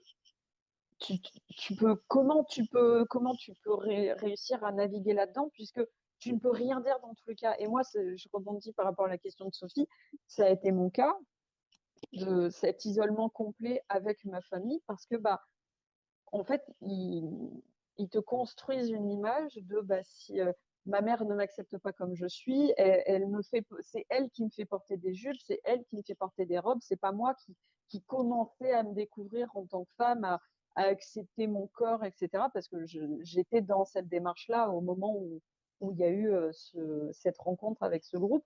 J'avais tout juste 15-16 ans, je commençais vraiment à me découvrir, je commençais à peine à m'accepter, à m'assumer, que ce groupe est arrivé et on fait, mais non, en fait, t'es pas en train de t'accepter, t'es en train de te forcer et t'es dans dans une désillusion, désolé. Euh, tu ne t'acceptes pas, tu es manipulé par ta mère il y a aussi une sorte de manipulation psychologique là-dedans qui te fait toi-même te poser la question et remettre en question les intentions de ta famille qui vont être Ouais. bonnes ou qui parfois peuvent être mauvaises ou mal exprimées, mais tu vas tout remettre en question et tu vas tout mettre dans la case, c'est des grands méchants. Parce que mes amis qui sont là, qui me comprennent, parce que aussi je pense qu'il y a ça, ils choisissent bien entre guillemets, leur cible. C'est toujours des gens, même dans leur famille, vont avoir un mal-être parce que vu qu'ils sont différents, il y a des moments où ça clash avec la famille. Moi, c'était déjà le cas. Je ressentais que il y avait des fois, on se prenait la tête avec mes parents, etc. Et ils vont jouer là-dessus, ils vont jouer vraiment et ils vont faire une rupture, une isolation. Moi, c'est ce qui m'est arrivé. Interprété. Ouais, j'en arrivais à un point où j'avais peur de rentrer parce que je me disais, je rentre dans un territoire ennemi Ouais. et où je Mais préférais rester à Ouais. l'extérieur jusqu'à 18h, 19h et rentrer le plus tard possible. Vas-y, je Vidéo, tiens juste à excuse-moi. ajouter, parce que ce que tu racontes en plus, ça joue sur un certain mécanisme que j'ai Mhm, discuté avec Nicolas Théa aussi, qui a écrit un livre et puis qui est médecin. En fait, à un certain moment de la vie, dans l'adolescence, on a besoin de se détacher de la vie de ses parents, en fait. mhm. Et Ouais. jusqu'à un certain âge, les parents pensent te connaître, pensent un peu pour toi, enfin voilà. Et au bout d'un moment, tu as besoin de te détacher de la pensée de tes parents. Et c'est une rupture qui est assez difficile, hein. Moi, je l'ai très mal vécu. Oui. Et c'est une rupture assez difficile de penser par soi et de se distancer de la pensée de ses parents, qui te voient, voilà, qui fait que tu es un être Mm. individuel de tes parents. Mais ça fait partie de la On se construction. construit par Ça l'opposition fait Mais avec sa oui, partie de famille, la la complètement. rupture, oui. construction. Et ils viennent jouer Complètement. là-dessus. Et ça, On Oui. c'est entrer là-dedans et semer le incroyable. poison Incroyable. terrible. Et puis pour peu que les parents vont vouloir avoir un impact ou une aide ou vont voir que tu es dans un mal-être et que tu es en train de prendre une route complètement différente de celle qui te correspond ou celle que tu es où ça va pas du tout. Parce que moi, même si j'avais ce groupe d'amis, j'étais quand même en mal-être.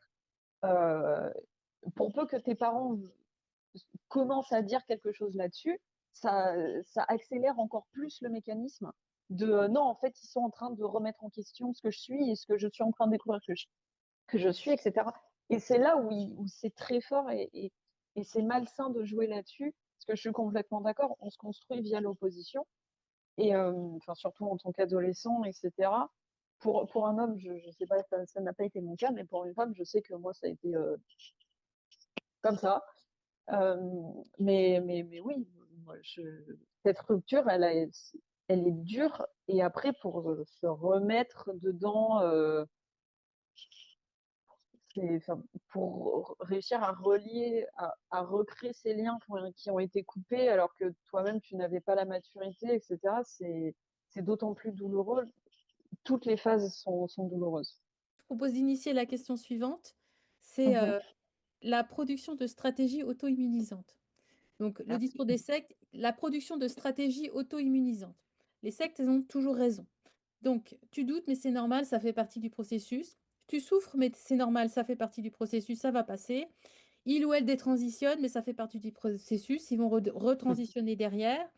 Et de toute façon, les personnes, tout le monde est trans, mais les personnes qui détransitionnent n'étaient pas des vrais trans. Voilà, j'en ai listé les 4 les plus oui, courants. Est-ce que ça vous Ou parle? ils ont été victimes de transphobie, c'est pour ça qu'ils détransitionnent. oui, Il y exactement. a ça aussi. Non, mais moi, je l'ai déjà exprimé et je l'ai déjà dit, mais en fait, ce que j'ai remarqué, c'est que toutes les informations qu'on sort pour la transaffirmation, c'est jamais en fait des informations pour, c'est jamais ouais, des informations pour informer en fait de l'état de ce qui se passerait. Non, c'est toujours pour justifier des transitions, toujours. Mhm. Tout est fait pour justifier des transitions. Il y Mais a y des compris les trans, doutes, mais c'est pour... y compris quand les personnes doutent, y compris quand les personnes regrettent leur chirurgie, y compris Oui, lorsque elles se sentent mal après des traitements hormonaux. Tout oui. est Mhm. Oui, on va pas se pencher sur la question des détransitions, même si je déteste ce mot. On va pas se pencher sur cette question en disant bon, alors ok, on va mettre des études, on va faire des trucs, on va essayer de comprendre, on va essayer de mettre une bonne définition sur ce terme. Non, on va mettre tout ça de côté juste pour dire il est bon de faire des transitions. De toute façon, Tout le but est il est bon de faire des transitions. je vais rebondir sur la novlangue, du coup, parce que le terme détransition chez les transactivistes a été remplacé. Comme tu le disais, il y a le terme retransition, ce qui veut dire que pour les trans et leurs associations, tu es toujours en cours de transition, même post-transition, post-parcours, ce qui veut dire que si tu émets un regret ou un geste médical ou autre, ou sociétal, social quoi, bah, tu peux de toute façon retourner vers une autre étiquette et faire une seconde transition, ce qui fait que tu es en retransition, tu retournes jamais vers l'être que tu as été. Quelque Mhm. part, ce qui n'est pas faux et qui est très circulaire, parce que de toute façon, une fois que tu t'es fait charcuter et que tu es médicalisé à vie, tu peux pas revenir en arrière, ça c'est certain. Donc, donc aujourd'hui, le terme détrans, euh, je pense qu'il a été détricoté depuis quasiment maintenant 2 ans, hein, où, Instrumental. oui, instrumentalisé, mais quand on voit les congrès, tu regardes, bah, en France, nous on a Transsanté France, hein, FPAS, qui dans leur congrès indique bien retransition, quoi.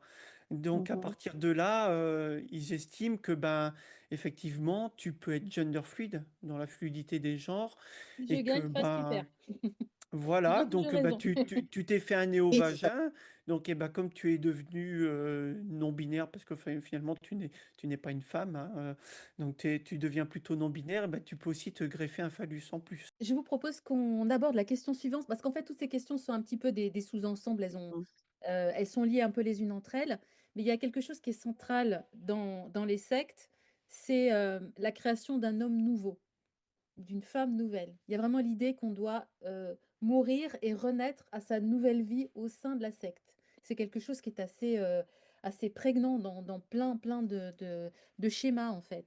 Est-ce qu'on n'observe pas ça aussi dans le transgenrisme avec la pratique du dead name?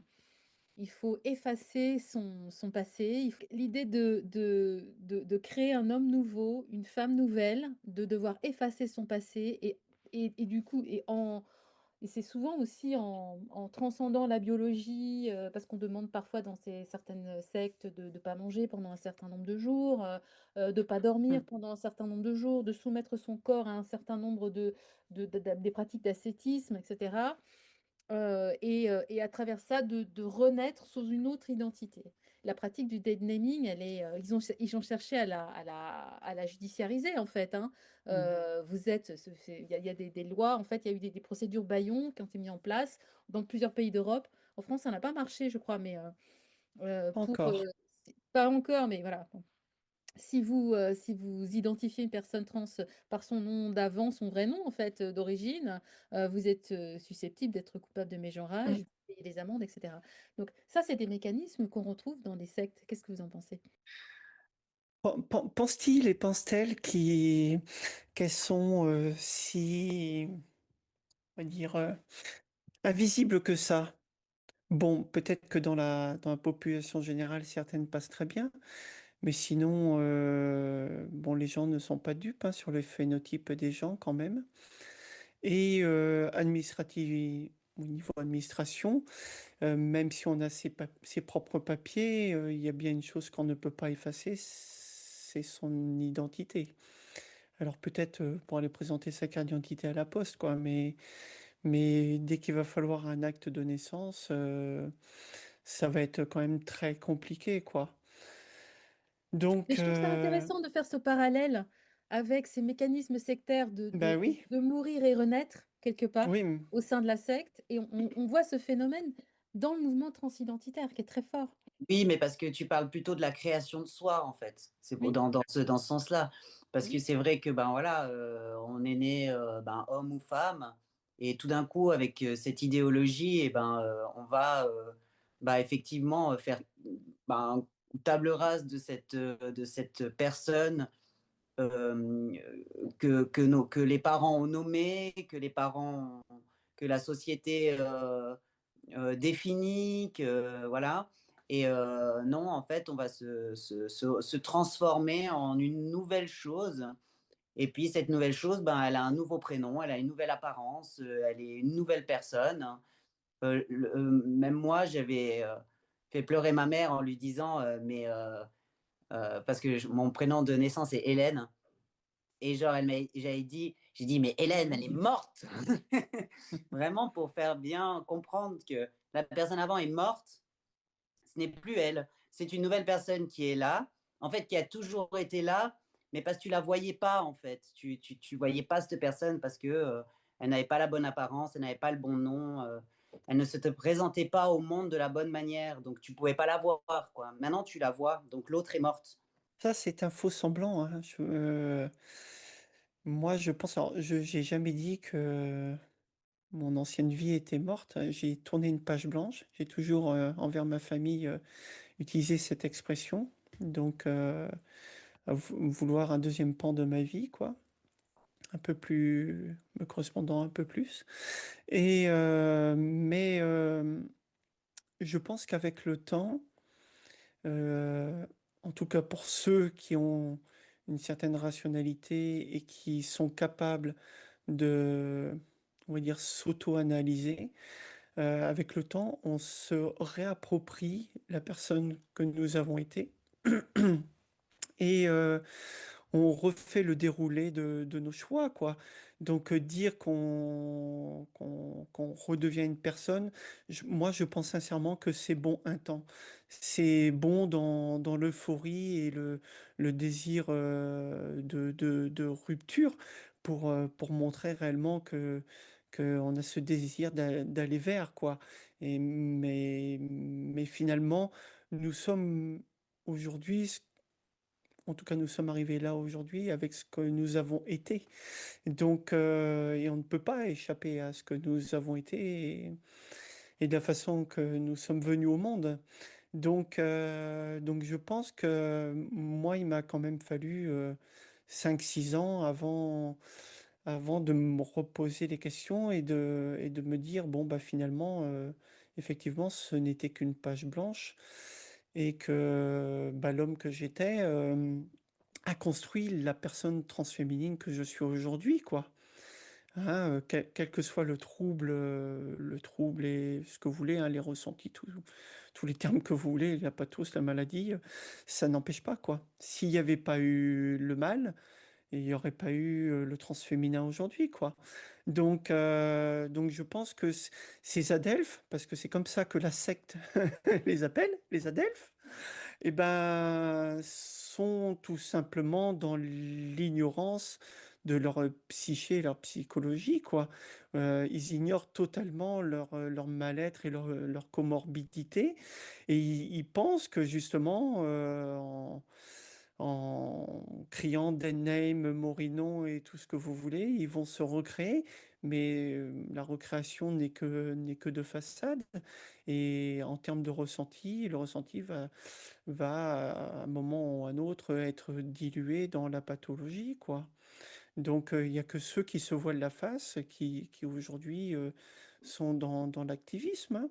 Bon, mais tu vois, on peut pas que parler de voiler la face, justement, alors qu'on parle de secte, parce que justement, en fait, le fait de croire quelque chose très fortement, ben, Oui, mais il de- y en a beaucoup, il y en a beaucoup te qui n'en sortent, permet, il y en te a beaucoup permet qui en n'en fait sortiront pas. d'arriver à être d'accord qu'on te mutile, tu vois. Il y en a beaucoup qui ne referont jamais la marche arrière parce qu'ils ont honte de ce qu'ils sont et ce qu'ils ont fait. Alors, on en Et, arrive et- et que, justement au et que point c'est, et que suivant. c'est insoutenable niveau sociétal, familial, professionnel. Ouais. Maddy, Faut pas on en rêver. arrive au point suivant, qui est justement, qui a été mis en évidence par la Mévilude pour les phénomènes sectaires dans le domaine de la santé, c'est l'existence d'atteintes à l'intégrité physique. C'est con. Le Hmm. problématique justement du mouvement transidentitaire, c'est que c'est poussé vers la transaffirmation des jeunes vers des traitements hormonaux et chirurgicaux euh, qui n'ont pas été choisis, pas vraiment choisis, pas mûrement réfléchis et qui ont été canalisés, des jeunes qui ont été canalisés vers ces opérations irréversibles, ou en grande partie irréversibles. Bah oui, Le bon, bah, souci. oui, pardon, Allez, vas-y. vas-y, Lio. Non, mais je disais, Je parle assez. vas-y, non, non, pas du tout, pas du tout. Moi aussi, hein, t'inquiète, hein, vas-y. C'est juste que les jeunes, on sait qu'ils peuvent pas consentir. Les jeunes ne peuvent pas consentir, hein. C'est pas possible pour un jeune de savoir quelles sont les conséquences pour lui dans l'avenir. Il a pas la possibilité de pouvoir comprendre ce que ça prend en compte, en fait, tout ça. Du coup, c'est des adultes qui font transitionner des enfants. Donc voilà. Et puis ben, par le fait que ça soit des adultes qui fassent transitionner des enfants, ils leur font en plus des actes qui sont invasifs, irréversibles et, c'est ouais, c'est fou quoi. Et l'embrigadement des enfants, c'était le point suivant. Et encore une fois, ce sont des choses qu'on découvre systématiquement dans l'architecture des sectes. L'embrigadement des enfants. Oui. Oui, parce que tu parlais, juste pour revenir au point où tu parlais avant de retransition et du vocabulaire, en fait, tout ce vocabulaire, c'est aussi pour maintenir les gens qui seraient encore dans du doute ou qui seraient encore un peu faibles et que du coup, ils arriveraient encore à expliquer ça de cette manière-là. Parce que par exemple, les gens comme moi, ou j'imagine Maddy aussi, nous, on était carrément pas trans, quoi. Nous, on est carrément, on n'a rien à voir avec tout ça, quoi. Donc, c'est assez dingue parce que moi, je pense être plus trans que la plupart des gens qui font des transitions aujourd'hui. Mais, mais, c'est vraiment aussi ouais, dans Là, cette façon de construire, de récupérer toujours, et puis ouais.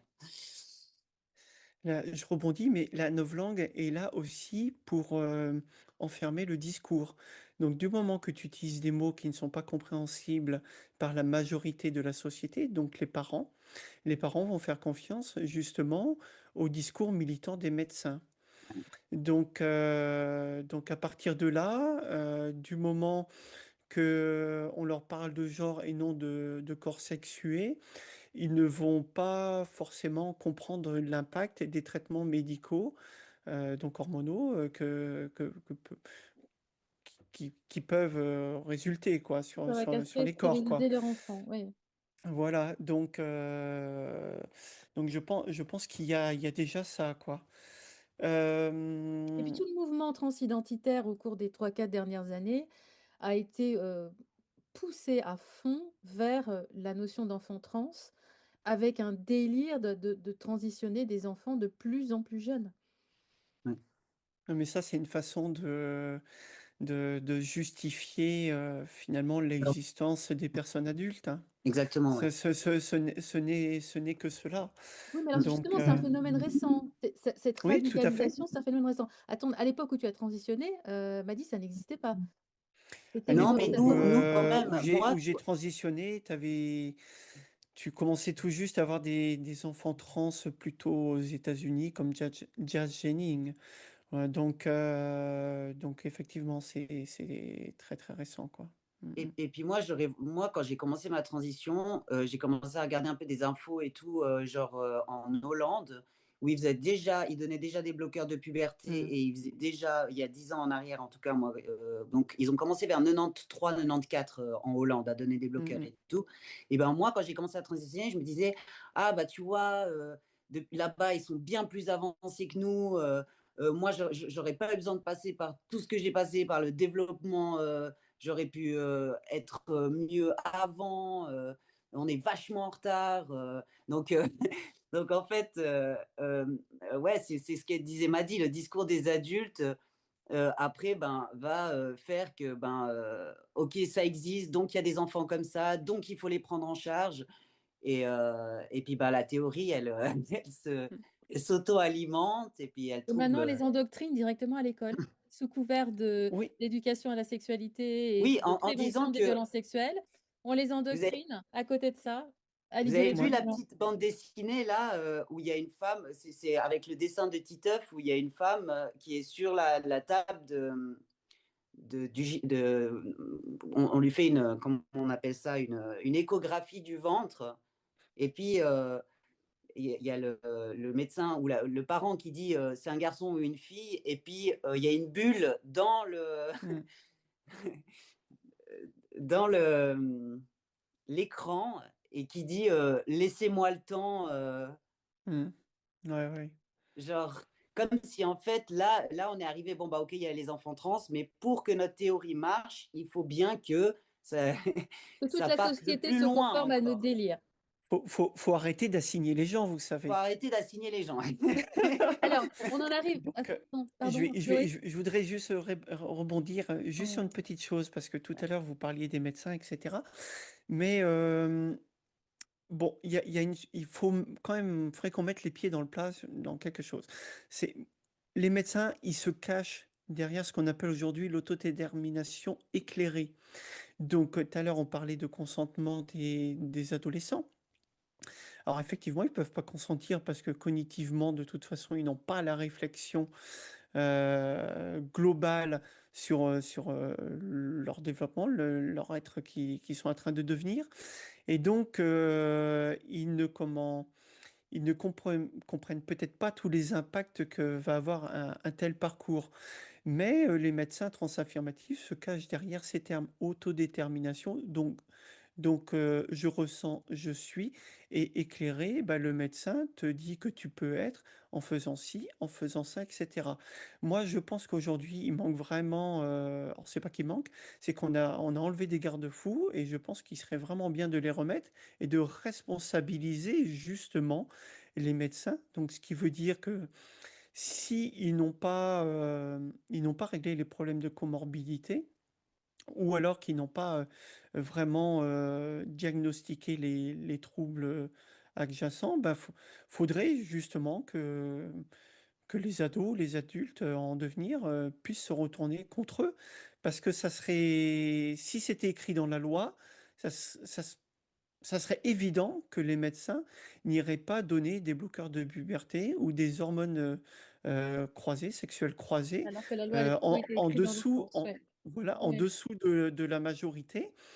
Et je veux aussi rebondir sur autre chose. Ces médecins profitent aussi on va dire, du chaos politique ambiant pour justement s'appuyer sur les lois existantes et en devenir, notamment, je vais mettre les pieds dans le plat, celles que la gauche prenait aux dernières élections présidentielles, et notamment Mm. le parti LFI. Donc, ce qui veut dire que, bah, par exemple, mettre le genre dans la Constitution, Donc, Mais ou alors, bah, pouvoir passer, en tout cas, pouvoir conduire une voiture à partir de l'âge de 16 ans, donc avoir son permis de conduire. Donc, ce oui, qui veut dire que nos limites, ouais. eh On ben en oui, arrive justement, attends, Madi, on en arrive justement au point que, mais tu es en train de le développer en fait, le point mm, mm, suivant, qu'on retrouve aussi dans les mécanismes sectaires, c'est le caractère exorbitant des exigences financières. Alors là, c'est pas tellement vis-à-vis des adeptes, c'est vis-à-vis de la société. Parce que pour rebondir sur ce que tu viens de dire avec les médecins, ils ont obtenu quand même quelque chose de totalement spécifique, c'est de dépathologiser les notions des parcours de transition en disant on n'a plus besoin d'avis médical, on n'a plus besoin mm, de diagnostic posé par un psychiatre, mais par contre, on doit être remboursé à 100%. mm, Ce qui est un truc complètement impossible. Soit c'est une maladie et du coup c'est remboursé, soit c'est pas une maladie, du coup c'est pas remboursé. Donc mm. d'un côté, on n'est pas malade, on doit pouvoir s'auto-déclarer. Finalement, ça revient à de l'autodéclaration de transidentitaire, hein. Et en même temps, il faut absolument que tout notre parcours de transition soit remboursé et remboursé intégralement, sinon on va tomber malade. Est-ce que c'est pas en soi quelque chose de profondément asocial? C'est une démarche asociale. Et c'était sous Kamala Harris, enfin avant, enfin sous Obama, ou pendant Mm. le dernier aux États-Unis, Biden, pendant l'ère Biden, ils ont obtenu les transactivistes de pouvoir euh, faire transitionner les repris de justice des hommes violeurs, meurtriers, etc., qui s'auto-déclarent femmes trans au moment où ils doivent aller en prison pour être incarcérés dans les prisons pour femmes et qui obtiennent de se faire payer intégralement tout un parcours de transition euh, en prison. Et l'un d'entre eux a été a obtenu de faire condamner l'État de Californie à des sommes extrêmement importantes parce que l'administration pénitentiaire s'y était opposée, en fait. Donc on est dans un schéma délirant. Là, il y a des gens qui souffrent de maladies graves et chroniques qui ne sont pas remboursés à 100%. Tous leurs traitements ne sont pas remboursés à 100%. Les personnes transidentifiées en France peuvent obtenir un remboursement à 100%, alors même sans aucun avis médical, sans aucune prescription médicale. Ouais. Mais le souci, c'est ça, c'est que Allez, un petit peu. aujourd'hui, le parcours est à la carte. Donc, tu n'as plus un patient, tu as un client. Donc, la loi, l'état de droit a donné aux transsexuels des droits pour se fondre dans la masse et essayer de vivre avec leur mal-être tel qu'on le pouvait. Mais aujourd'hui, ces droits font que bah, le parcours a été dévoyé. Et, euh, et aujourd'hui, bah, depuis que Roselyne Bachelot a passé justement le transsexualisme, donc de la LD 21, donc pour troubles psychiatrie, à la LD 31, donc affections diverses. Mais j'ai envie de dire aujourd'hui F64, donc qui est l'identité de genre. Eh ben, c'est inclus en France. Alors moi, je vais surtout parler de la France, hein, plutôt que Mais c'est des pareil en États-Unis. Suisse, hein. Mais c'est passé dans la santé sexuelle. Alors déjà, il y a un non-dit, c'est que ça ne serait pas une maladie. Alors moi, je vais à nouveau mettre les pieds dans le plat. C'est considéré par la sécurité sociale dans la santé sexuelle, donc le sexe, il y a un trouble sexuel, donc c'est plus dans le psychisme, ok, certes, et la LD F64 qui est reliée à la LD 31, ALD c'est affection longue durée, maladie de longue durée. Et quand tu regardes, on va dire, la codification de la CNAM, donc la Caisse nationale d'assurance maladie, c'est toujours indiqué trouble psychiatrique de niveau 1. Donc alors, moi je vais dire à tous les gens qui vont regarder cette vidéo, c'est que quoi qu'on en dise, ou vous avez un trouble sexuel, ce qui a été mon cas, avec un trouble hormonal derrière en plus, ou alors vous avez un trouble psy. Si vous ne voulez pas l'accepter, ben, tant pis pour vous. Mais en tout cas, vous l'avez. Alors, le souci aujourd'hui, c'est que la loi pénalise on va dire, le parcours psychologique ou psychiatrique. Il est aussi à la carte. Donc c'est au bon vouloir du client. parce que du moment que Et ce la n'est plus les société doit médecins qui s'y choisissent, plier. Parce que voilà. c'est nos impôts qui payent, en fait. Donc à partir de là, moi, je dis qu'à nouveau, il faudrait remettre des barrières. Donc ceux qui se plient justement au parcours et vont pouvoir être pris en soin, donc on parle bien de soins, et ceux qui ne veulent pas s'y plier, ils veulent être dans l'autodétermination, qu'ils sortent du protocole, donc ils sortent de l'ALD, tout simplement. Parce que le- faut pas rêver. Je vais à nouveau dire les termes. C'est que pourquoi il y a autant de personnes trans aujourd'hui en France, c'est parce qu'on a une ALD. Parce que c'est financé Parce que c'est par les remboursé. impôts. Voilà. Voilà, faut pas rêver, hein. C'est il y a 10 ans, quand c'était encore dans le trouble psychiatrique et qu'on était obligé d'avoir 2 ans de parcours psy par la SOFECT. Ah, bah, je peux le confirmer parce que j'ai énormément d'amis qui sont passés par là. Effectivement, il y en a qui étaient jetés à la porte parce ils correspondaient pas du tout au transsexualisme défini par Henri Benjamin en 60, hein. Donc faut pas rêver, quoi. Donc, je pense qu'il faudra un moment ou un autre militer pour que des barrières reviennent et que Et ça va avec aussi donc cette exigence d'avoir des droits, ces récriminations permanentes, Ah, exorbitantes mais vis-à-vis de la société. Des hommes transidentifiés femmes fassent les compétitions dans les oui, compétitions sportives alors féminines, moi, être les incarcérés droits. dans des prisons pour femmes, pouvoir aller dans des refuges pour femmes.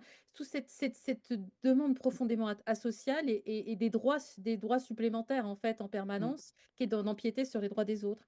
mm. Le problème en soi, c'est pas la demande de droit. Le problème, c'est quel droit ils demandent.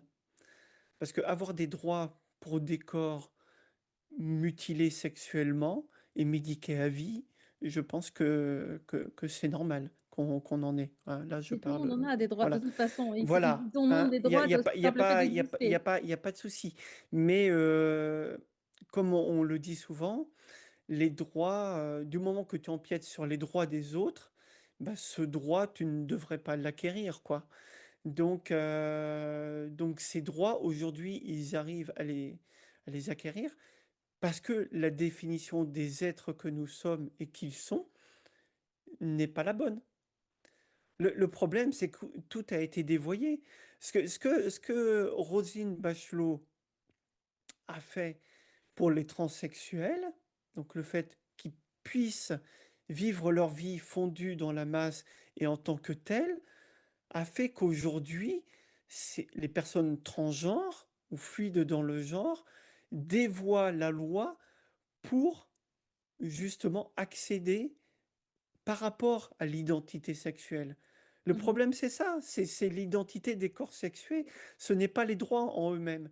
Non. Si ces Mais il arrive gens-là... à détourner de cette façon-là l'argent de la Mais oui, sécurité sociale. On observe mais bien aussi, c'est sûr, un autre point, un mais oui, détournement des financements publics, des fonctions mais oui. publiques. Et puis toutes ces associations qui font la retape auprès des jeunes en détresse, elles sont grassement financées en fait.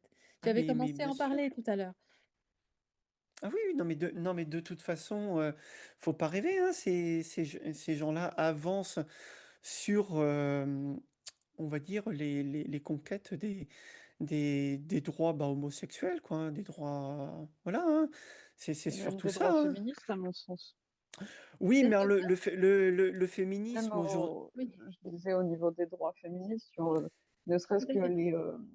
les toilettes séparées, le fait de vouloir réeffacer ça, alors que ça a été un combat féministe pendant un moment et que ça a été une vraie bataille pour obtenir ce droit-là, le fait de l'effacer pour permettre à des hommes euh, qui s'identifient femmes d'y accéder, inévitablement qui donne lieu à des agressions et des viols comme on n'arrête pas d'en entendre parler et qui se multiplient et qui se sont beaucoup multipliés pendant une période. Il y a aussi un effacement de ces droits-là pour permettre une... Parce que je rebondis aussi sur ce qu'on disait plus tôt par rapport aux enfants et l'endoctrinement des enfants. Pour moi, il y a une vraie perversité dans ce mouvement-là. Parce que, étrangement, il y a énormément d'hommes qui s'identifient femmes, qui vont profiter des avantages à leur, pour faire dans leur perversité. Et pareil, l'hypersexualisation de l'enfant, de lui expliquer que son corps est comme ci, en fait, son corps est comme ça, et là, ces sentiments-là, c'est normal, il faut se laisser aller, etc. Et ce jeu là-dessus qu'il y a autour du genre et de faire explorer à des bambins ou à des très jeunes enfants qui n'ont pas la maturité, leur faire explorer une sexualité qu'ils comprennent même pas et en les endoctrinant, à mon sens, il y a une perversité aussi dans dans le souhait de s'accaparer des droits qui ont été un combat féministe, qui ont été un combat pour les homosexuels, etc. Il y a vraiment une perversité là-dedans, je trouve aussi. Hein. Les, Sauf que le combat féministe n'est plus au moins depuis une dizaine d'années.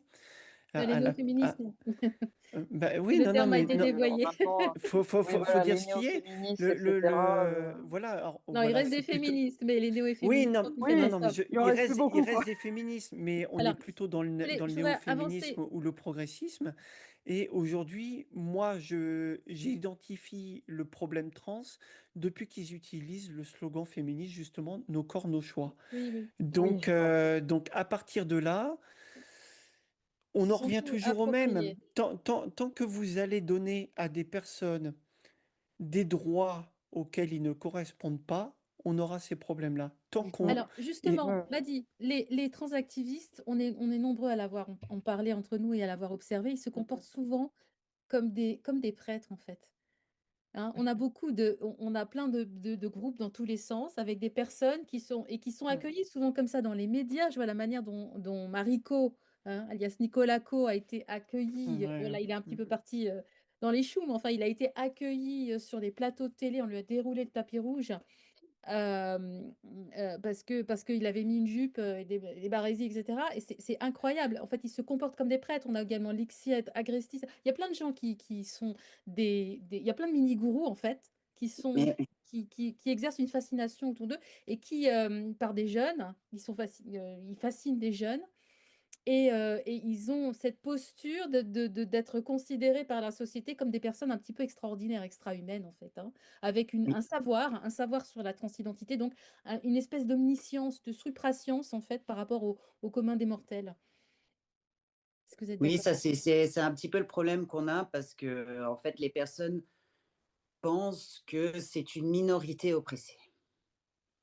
Ce oui. n'est pas une minorité oppressée. Ce sont des gens, la transidentité, il y a la transidentité qui est une construction psychologique et il y a la dysphorie. La dysphorie qui est un symptôme. Et là, il y a une confusion totale. Et puis, bah, il y a la même confusion entre, en fait, c'est une minorité oppressée. Non, c'est pas une minorité oppressée. C'est des gens qui ont des problèmes psy ou qui ont d'autres pathologies. C'est des gens qui peuvent être homosexuels. C'est des gens. Il y a plein de choses, en fait. C'est des gens. Enfin, voilà. Et je Ils sont pense que, très ben, narcissiques aussi, hein. oui, il y Et a un peu de narcissisme. Il y a un narcissisme c'est hallucinant en fait. des gens aussi qui savent utiliser la loi pour se recréer. Moi, je l'ai déjà dit dans certaines vidéos, mais il y a des trans qui sont ce qu'on appelle, moi, ce que j'appelle aujourd'hui des trans de droit. Si les droits étaient cadrés ou n'existaient pas, ces gens n'existeraient pas. C'est les droits qui font qu'ils peuvent s'en saisir et se recréer en tant que tels. Il y a à travers aussi le discours antisocial et le fait de réclamer des droits spécifiques à leur statut un peu surhumain, il y a aussi on observe le refus de la science et une manipulation des études scientifiques, en fait. Ils ont une attitude extrêmement ambivalente vis-à-vis des données scientifiques. Alors, les études de genre ont explosé dans les universités, notamment américaines, mais partout dans le monde, y compris en France. Elles sont grassement financées par en haut. Elles viennent inonder le marché d'études bidons qui viennent favoriser la transaffirmation, y compris des mineurs. Et d'un autre côté, il y a plein d'autres gens qui produisent d'autres études qui disent attention, warning, warning, c'est pas bon du tout, il y a des gros soucis. Et en fait, il y a un rejet complet il y a une attitude très ambivalente. Et la science, dès lors qu'elle nous valide, C'est notre science à nous, celle des études de genre. Et quand vous avez des débats scientifiques qui disent le contraire, eh bien, on les détruit, en fait. Est-ce que ça vous Oui, parle? ben, oui, bien sûr, mais parce qu'on a, bah, c'est comme on disait avant, hein, ils construisent tout ça parce qu'ils ont besoin de fabriquer un discours qui justifie les transitions. Donc, on va tout faire, tout théoriser, tout amener des preuves, utiliser la science. On va fabriquer tout ça pour vous montrer que c'est bien de faire des transitions, que ça existe, que c'est juste, que c'est théorisé, etc. Donc, oui, on va tout faire pour fabriquer des études, quoi. Et puis à côté, ben, il y a une, une science, une méthodologie, une réalité. Ça veut dire que ben, on décrit la réalité avec nos yeux en observant les choses. Et puis ben, après, il y a une méthode scientifique qui vient valider ces choses-là. Ben, voilà, ça c'est là, là c'est plus possible de faire ça avec la fabrication, quoi. Une attitude victimaire et l'usage de l'inversion accusatoire. Si vous remettez en question notre discours transactiviste, ça veut dire que vous êtes contre nous, vous voulez éradiquer mon existence, avec une espèce d'inflation des propos et du discours, ce qui conforme le côté très antisocial, en fait, de leur démarche. Oui, je suis d'accord. Je suis complètement d'accord parce que oui, enfin, si tu as le malheur de dire quoi que ce soit sur leurs problèmes, c'est ce qui a été mon cas, parce que moi, je sais que la personne qui m'a vachement endoctrinée dans la chose et avec qui j'ai partagé ce truc-là, euh, juste une fois dans ce groupe entier, j'ai eu le malheur de remettre en question. C'est c'est fou. Même encore aujourd'hui, avec le recul, je me dis, mais comment est-ce que des adolescentes de 16 ans, 17 ans ont la capacité d'être aussi cruelles envers quelqu'un d'autre? Et alors, un des derniers points, en fait, c'est la fréquence, la fréquence des troubles à l'ordre public et des démêlés judiciaires. Oui, bon après, moi je parlerai quand même en disant que ben, c'est comme c'est très émotionnel, que c'est censé toucher à leur identité, à leur existence, et ben du coup, c'est des gens qui sont très vite extrêmement violents et agressifs, quoi. Et Mhm. ça, on le retrouve sur les réseaux sociaux, mais on le retrouve aussi dehors. Moi, je devais participer à une conférence qui a été annulée. Après, ils sont venus en masse. On a la police qui a dû nous aider à les dégager parce qu'ils ne laissaient pas rentrer les gens dans la conférence. Une autre fois, on a fait quelque chose à l'extérieur.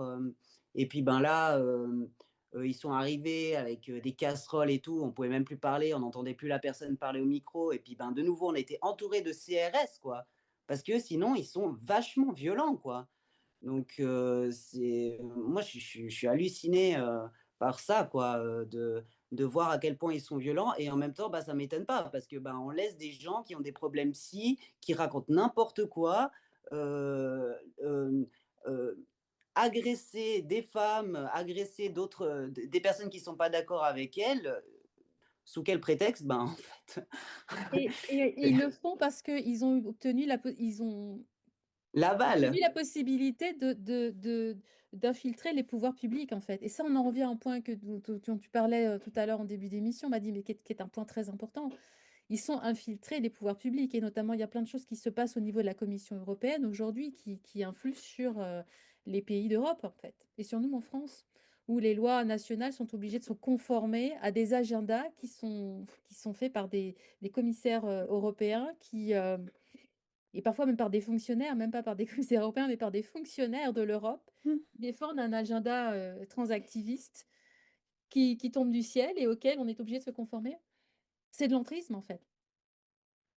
Ah bah, de toute façon, il y a les fonctionnaires, mais il y a tout simplement les associations européennes comme Oui, IPAS, hein, tout simplement, hein, qui poussent, euh, qui poussent pour la médicalisation des personnes et des transitions facilitées, quoi. Donc, comme je le disais en tout début d'émission, il y a un plan européen hein, sur 10 ans, donc qui fait que justement les identités de genre doivent être promulguées au niveau de la population, que ce soit de façon générale, donc on va dire médiatique, comme ça peut l'être chez nous en France par des émissions produites chez France Télévisions ou Arte, ou alors bah, par l'institution, notamment l'éducation nationale, quoi. Donc, et ça, bah, ça remonte déjà à très très loin hein, pour nous la France, parce que ça remonte à l'époque, en tout cas pour l'éducation nationale, à l'époque de la ministre Najat Vallaud-Belkacem, donc ces abécédaires de l'égalité. Donc ça remonte déjà à quelques années, hein, ça devait être sous François Hollande ou un truc comme ça, Oui, quoi. oui, ça a été renforcé par Jean-Michel Blanquer. Oui. Voilà, donc oui, ça c'est quelque chose euh, que les parents devraient avoir conscience, ou en tout cas se renseigner. Le fait que ben, avoir un enfant qui se déclare transgenre ou non-binaire ou gender fluide du jour au lendemain, ça ne vient pas forcément de lui, ça vient de son entourage de proximité ou des réseaux. Et malheureusement, aujourd'hui, souvent, bah, de l'école, quoi. Oui, Donc, puis je pense que ce qui est important aussi de préciser, c'est que c'est pas, s'il y a une telle avancée, c'est parce qu'on pense que c'est une minorité oppressée. Il faut vraiment bien voir ce point-là, ce n'est pas une minorité oppressée. Et puis aussi, il y a cette idée de progrès, hein, de progrès. Donc en fait, bah voilà, chacun a le droit de faire ce qu'il veut, chacun a le droit de se définir comme il veut. Ça, c'est le progrès en fait. Comment est-ce qu'on en sort à la fois en tant qu'individu? Alors, est-ce que vous avez, par exemple, toi, Chloé, est-ce que tu as eu le sentiment de sortir d'une secte, enfin, même si elle n'est pas effectivement traditionnelle? Et comment quel message au niveau de la société pour pour en sortir au niveau global, au niveau sociétal, en fait? C'est vrai que quand j'étais dans le bain, malgré tout, j'ai été éduquée avec un certain encouragement de l'esprit critique. Donc, ce qui n'est malheureusement pas le cas de tout le monde. Je pense que le problème, il est là aussi. Mais qui fait que même quand j'étais dans le bain, il y avait des fois, je me disais, c'est c'est bizarre un peu. Enfin, je me posais des questions. Mais comme j'ai déjà dit plus tôt, il y a un effet de groupe qui est tellement grand et d'isolement qui est tellement grand que même dans ton questionnement, tu vas pas oser avancer dans ce questionnement. En tout cas, en adolescent, en adolescente, moi, c'était très compliqué. Mais le moment où j'ai décidé de me couper, parce que moi, aujourd'hui, je suis dans une démarche où je m'informe, mais je limite la chose et je me suis complètement coupée de ces choses-là. Donc, je reste je reste, euh, je reste dans l'actualité tout de même, je reste vraiment dedans, mais j'ai vraiment fait une coupure. Maintenant, j'ai plus rien. Et, euh, et sur d'autres sujets, c'est la même chose. Je suis vraiment dans cette démarche-là. Mais c'est vrai que c'est pareil, le moment où j'ai décidé de couper et de couper court à cette communauté dans ma vie, en tout cas, bah, ça a été dur parce que c'était pratiquement tous mes amis. Tous mes amis étaient là-dedans et j'ai changé du tout au tout par rapport à ma vision. Donc, bah, j'ai perdu pratiquement tout mon entourage social, je l'ai perdu. Donc, j'ai dû tout reconstruire à ce niveau-là. Et puis, je l'ai perdu, mais de manière assez violente, avec des remises en cause de mon intelligence, parce que oui, je pensais que tu étais une femme intelligente, je pensais que tu étais une femme éclairée, une remise en cause de ma personne. Je te pensais gentille, je te pensais plus douce, je te pensais plus compréhensive, etc. Il y a une remise en question telle qu'à la fin, tu te retrouves face à toi-même et tu te dis, mais bah, est-ce qu'au fond, ces personnes, elles n'ont pas un peu raison par rapport à ce que je suis?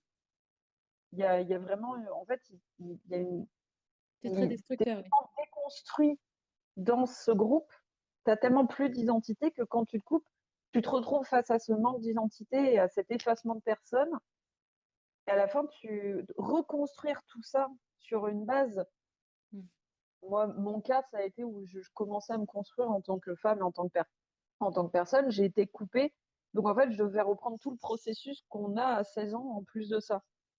Donc devoir se reconstruire se retrouver en tant qu'adolescente face à sa propre sexualité, à sa propre personne en tant que femme, mais en fait à 20 ans, c'est d'autant plus dur et c'est hyper malsain, je trouve aussi dans ce phénomène-là. C'est, à mon sens, je suis persuadée qu'ils savent très bien ce qu'ils font. Je suis persuadée au fond de moi qu'ils savent très bien ce qu'ils font dans ce phénomène psychologique et d'isolement et que oui, reconstruire tout derrière, autant socialement, autant psychologiquement, personnellement, tout, et même au niveau des relations amoureuses. Moi, mon conjoint, on s'est trouvé un an après, enfin, un an ou deux après cet événement-là de volonté de reconstruction et tout. Ça a été dur au début parce que même moi, je savais pas sur quel pied danser vis-à-vis de ma propre personne. Donc oui, non, enfin, voilà, je saurais pas trop quoi dire de plus, mais j'ai coupé tout à l'heure, mais je suis complètement d'accord avec ce qu'a dit Lio. Aujourd'hui, on est dans une société hyper individualiste. On se retrouve où on pense qu'à soi et c'est notre propre personne qui prévaut sur toute la communauté et sur tout le reste de l'humanité. Et ce truc-là, il est nourri par cette communauté LGBT, par ce souhait d'identité, de super identité, etc. Ouais, mais moi, je rajouterais même, Chloé, que je trouve que c'est très bien ce que tu dis dans le fait que en fait, ça te fait faire une pause et puis vu que tu as pas eu le temps de te construire autour de parce que, ben, voilà, en tant que Complètement. femme, c'est hyper difficile de se construire sur certaines choses, de démêler ce qui est vrai, Mhm. de ce qui émène des réelles différences entre les hommes et les femmes. Enfin, je veux dire, nous, on est censés être fortes et tout, mais en fait, il y a vraiment une différence. Bah, les hommes sont plus forts que nous, donc on est plus faibles que les Clairement, hommes. Mais c'est il pas y a une grave, on différence pleure plus que génétique les hommes, mais c'est pas grave. et En fait, il y a voilà, vraiment des c'est totalement. différences qui sont là et qui sont peut-être qu'on a essayé de dire, bah voilà, faut pas pleurer, faut être forte, il faut être comme ça.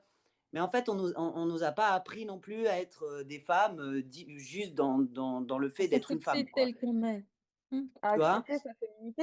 À s'accepter tel qu'on est, oui. Voilà, c'est ça. Oui, puis C'est moi, accepter une je féminité suis qui peut être complètement d'accord, différente. hein.